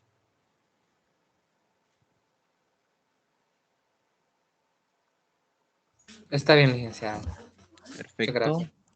Bien, vamos a ver el segundo problema. ¿En qué consiste el segundo problema? Bien, aquí nos da una fracción de ejemplo, 84 sobre 48, y nos dice que si la expresamos en factores primos, por ejemplo, mitad de 84 es 42, mitad de 42 es 21, tercera de 21 es 7 y séptima de 7 es 1, que sería la factorización en factores primos de 84 sería 2 por 2 por 3 por 7. Y lo mismo hacemos con 48, ¿no? Entonces simplificamos este 2 con este de acá con este de acá abajo, el 3 con el 3 de abajo y solo nos queda arriba 7 y abajo 2 por 2, que sería 4, ¿no? Nos queda 7 cuartos.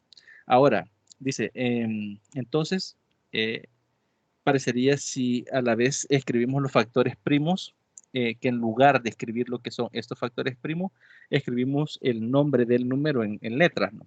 Por ejemplo, 84.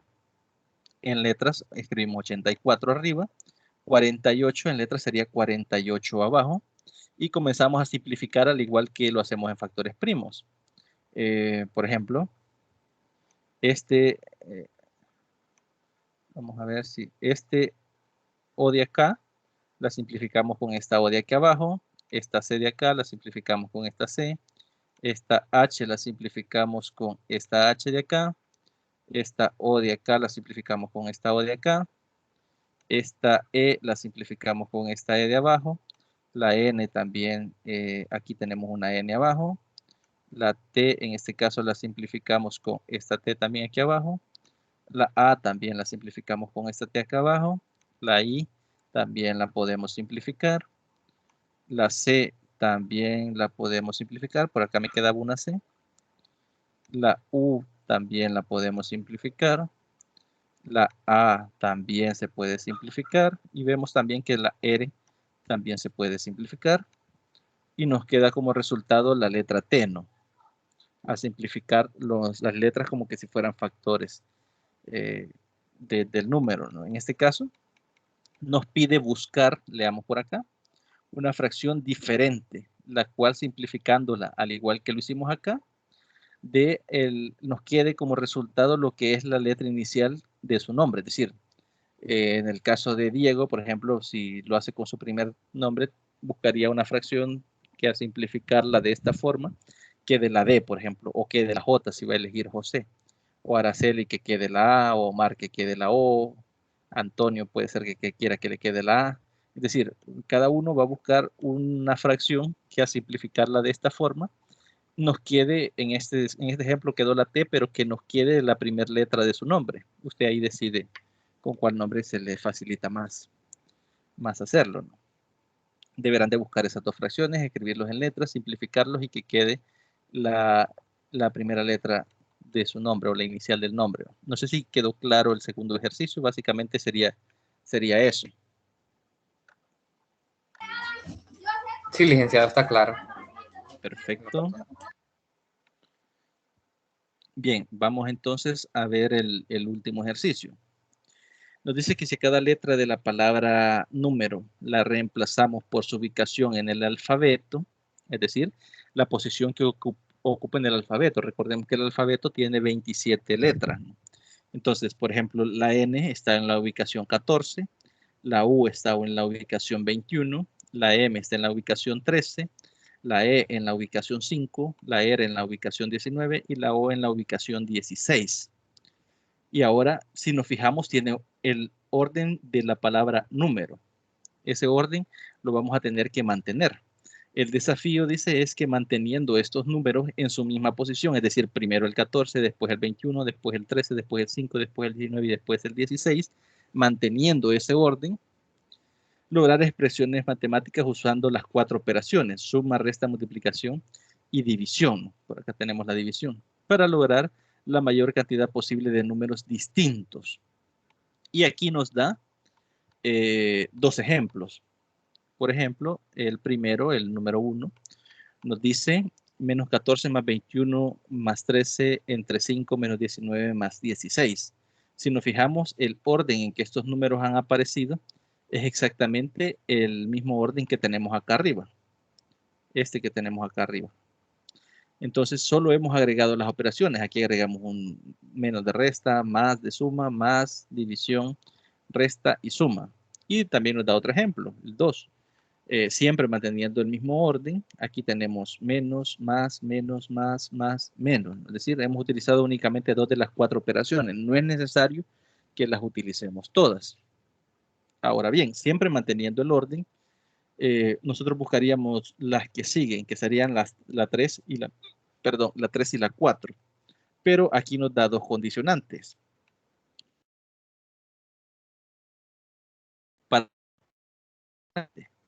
¿Cuál es el mayor número entero que se puede formar? ¿Cuál es el número más grande que podemos formar con los números en este orden y utilizando estas operaciones básicas?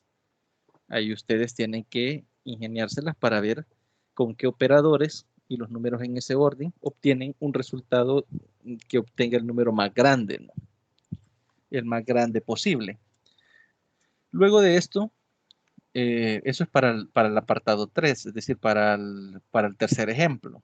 Luego sería la siguiente condicional.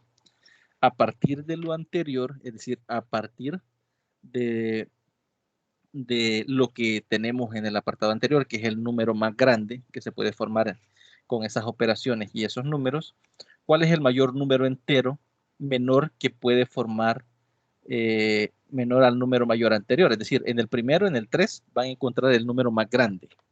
Y en el 4 encontrarían el más grande que está antes de ese que encontraron. Por decir algo, si encontraron que el más grande es 80,000, por decir algo, y el más grande que se puede formar con esas operaciones y este orden en número es el antes del 80,000, digamos que es el 70,800, por decir algo. Entonces van a encontrar el que está antes del más grande. Ese sería el cuarto punto y ahí estaría completo el problema. No sé si hay alguna duda o algún comentario, si se entendió lo que se va a hacer.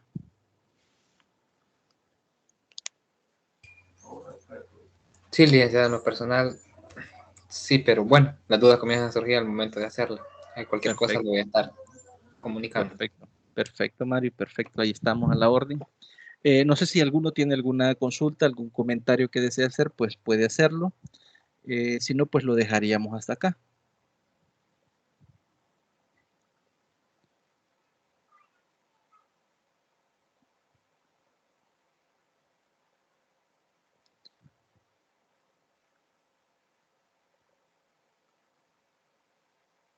Bien, entonces si no hay comentarios, si no hay dudas, pues les agradezco por las participaciones, por la puntualidad, ¿no? Los que ingresaron de forma puntual, por la diversidad de participaciones en las que han colaborado. Y les recuerdo, ¿no? Cualquier duda, cualquier consulta que les surja, pues ahí estamos pendientes en cualquiera de los medios habilitados, mensajería en plataforma, correo electrónico o foro de dudas y consultas, ¿no? Entonces, les deseo una feliz tarde y un feliz fin de semana. Muchas gracias, licenciado. Creo que se acaba de unir el coordinador de cátedra. Ok, vamos a esperar entonces a ver que a mí no me aparece, no me ha cargado. En el chat dice, se ha unido temporalmente al chat, dice. Ah, bueno, esperemos a ver si se conecta. Sí. Sí, ahorita dice que se va a conectar, así que por favor esperemos unos minutos.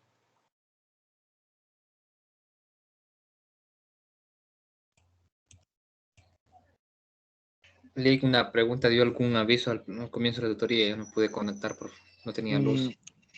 Básicamente los avisos que se dieron son de las actividades que tenemos por acá. No sé si, bueno, ya no les estoy compartiendo, creo. Por ejemplo, el examen ordinario 2 es el 12 de diciembre en horario de 10 a 11:30. También notificarles que ya están las notas en los expedientes y que ya las pueden revisar y que en el caso de que exista algún error o algún problema que no se haya colocado de forma correcta la nota que han obtenido, pues que se comuniquen para solventar el problema, ¿no? También entrega del control de lectura 6 está para el próximo sábado 11 creo que sábado, sí, sábado 11 de diciembre, a más tardar a las 11:59, y la entrega del trabajo de investigación 3 que está para el 14 de enero a las 11:59 a más tardar. Esos son los avisos que se habían dado nada más. Vale, licenciado, está bien. Muchas gracias. Perfecto, de nada.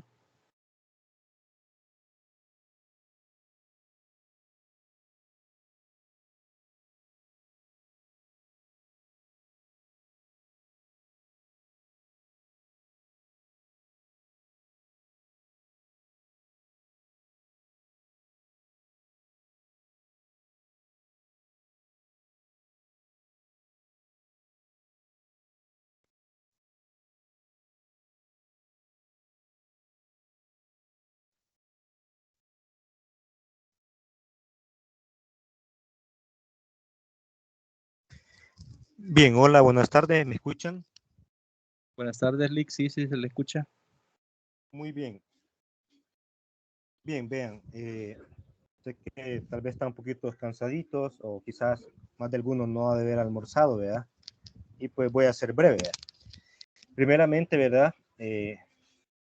Agradecerles a todos por conectarse siempre, ¿verdad? A cada tutoría, ¿verdad? A veces tal vez no lo pudieran hacer, pero estaban pendientes de lo que es la materia y eso se trata, ¿verdad? Cuando alguien está estudiando, que a pesar que tal vez uno tiene varios problemas, pues siempre hay que estar pendiente, ¿verdad? De nuestro estudio y no descuidarnos, ¿de acuerdo? Y agradecer también al licenciado, ¿verdad? Al colega, pues por acompañarles a cada uno de ustedes para irlo formando como profesionales. Estuve viendo que el colega le estaba como mostrando lo que es la tarea, o sea, el trabajo de investigación, lo último.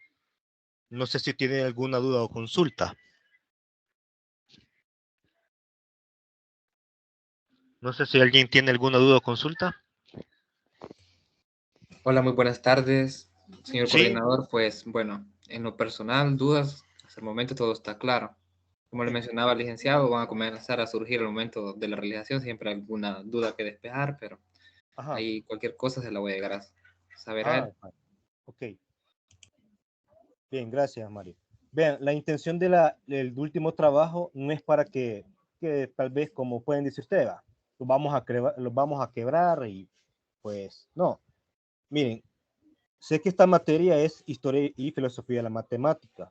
Entonces, pero lleva más teoría que resolver o hacer, ¿verdad? Algún ejercicio.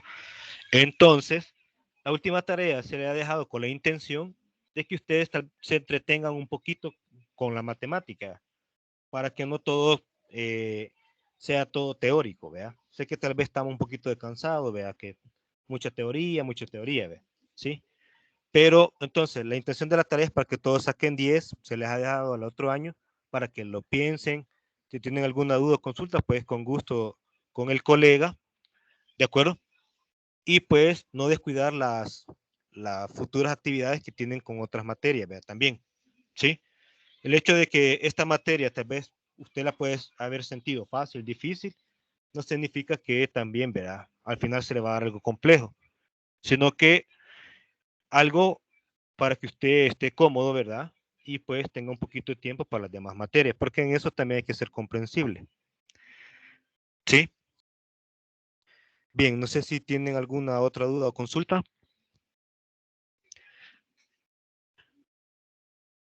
Con respecto al punto de la tarea extracurricular, se les va a poner en el parcial, ¿de acuerdo? Se les va a poner ahí, perdón, en el examen ordinario. Ahí se les va a poner, en este examen 2. Sí, dígame. Quería consultarle que me estaban preguntando por lo que son los porcentajes que están ahí No. en el expediente. Ah, por lo en el Ajá, expediente. ajá, es que me están diciendo de que como que suma 110. No, sí, suma 105, perdón. 105 suma los porcentajes de la plataforma.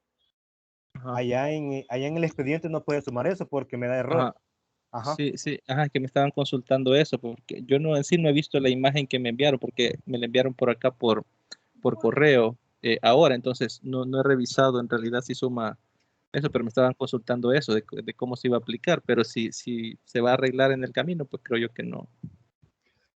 Sí, vaya, por ejemplo, la plataforma les tiene que sumar 105 por todos los Ajá, porcentajes. 105 porque por la tarea extra. Allá en el expediente no puede haber más de 100, o sea, no puede haber más de 110 porque cuando uno asigna sí, esos porcentajes, la plataforma automáticamente le dice que usted ya se pasó de 100. sí, lo valida. Ah, exacto. Ujú.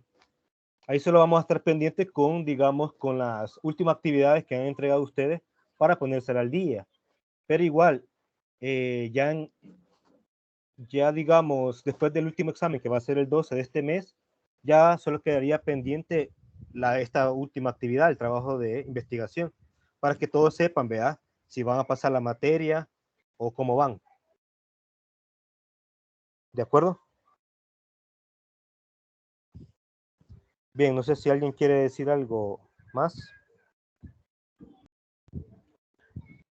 ¿Y ustedes? ¿Podría repetir lo que dijo anteriormente, licenciado? Que no, bueno, se me escuchó algo borroso. Ah, con respecto a... No, les decía, vaya, que en plataforma, con la tarea extracurricular, suma 105. Ahí sí. Pero en su expediente no puede sumar más de 100, sino que puede sumar cabalito el 100%. Porque si usted suma, si se pasa de 100, no lo permite el expediente. ¿De acuerdo? Ah, está bien, licenciado. Muchas gracias. Ok. No sé si alguien quiere decir algo, alguna duda. Bien, entonces, de mi parte, vea, agradecerles por su coordinador, también al colega nuevamente, y pues les deseamos felices fiestas navideñas y primero de Dios, pues tal vez nos encontremos a materias a futuro, no tal vez con esta, ¿vea? Sino que tal vez otras materias, ¿verdad? Para que ustedes vean el desempeño de cada uno, como ha sido como el colega y mi persona, pues ustedes pues pueden escribir lo que es la materia, ¿de acuerdo? Si surgen algunas dudas, inquietudes con respecto a las últimas actividades, pues con gusto con el colega, ¿verdad? Las podemos solventar, ¿de acuerdo? Igualmente, ¿verdad? Si tienen alguna duda o consulta con respecto a sus notas, se la dejan saber al colega y yo con gusto la arreglo. Las notas oficiales son las del expediente, no de la plataforma. Las notas preliminares son en la plataforma, pero las oficiales son las que tienen su expediente. Por eso se le dice a cada uno de ustedes que las verifiquen ambas, ¿sí? Algunas difieren tal vez unos decimales, porque lo que pasa es que en su expediente no aproxima, pero en plataforma sí, por eso es que a veces se ve un poquito pasadito, ¿vea? Es lo que pasa, pero ya están programadas así, pues ahí pues uno no puede hacer nada, ¿vea? Pero sí pueden coincidir, difieren un poquito, ¿vea? Solamente como les decía, unos decimales que difieren, de ahí lo demás no, ¿de acuerdo? Entonces solamente recordarles que el 12 vamos a tener la última evaluación y que digamos ya el siguiente día pues podemos publicar ya las notas actualizadas y que solo faltaría la del último trabajo de investigación. ¿De acuerdo? Entonces, bendiciones a todos. Feliz Navidad. Feliz Año Nuevo. Les deseo éxitos en sus estudios y pues que sigan, ¿ve? A pesar que estamos así, ¿ve? En esta modalidad, pues no nos toca que continuar, ¿ve? Y seguir luchando para ser profesionales. ¿De acuerdo? Bendiciones a todos. Cuídense y nos vemos a futuras materias. Muchas gracias, licenciado. Igualmente para usted. Feliz fin de Muchas gracias. semana y bendiciones. Gracias. Y feliz provecho lo que van a ir a almorzar ahorita, ¿verdad? Porque tal vez fue importante la tutoría.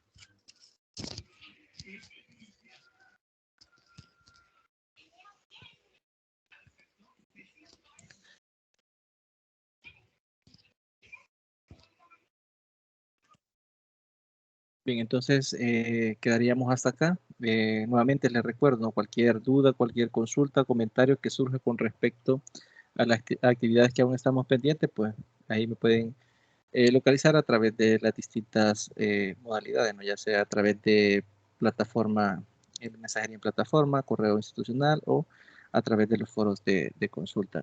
Nuevamente, pues muy buenas tardes y feliz fin de semana. Muchas gracias, licenciado, y bendiciones. Feliz fin de semana.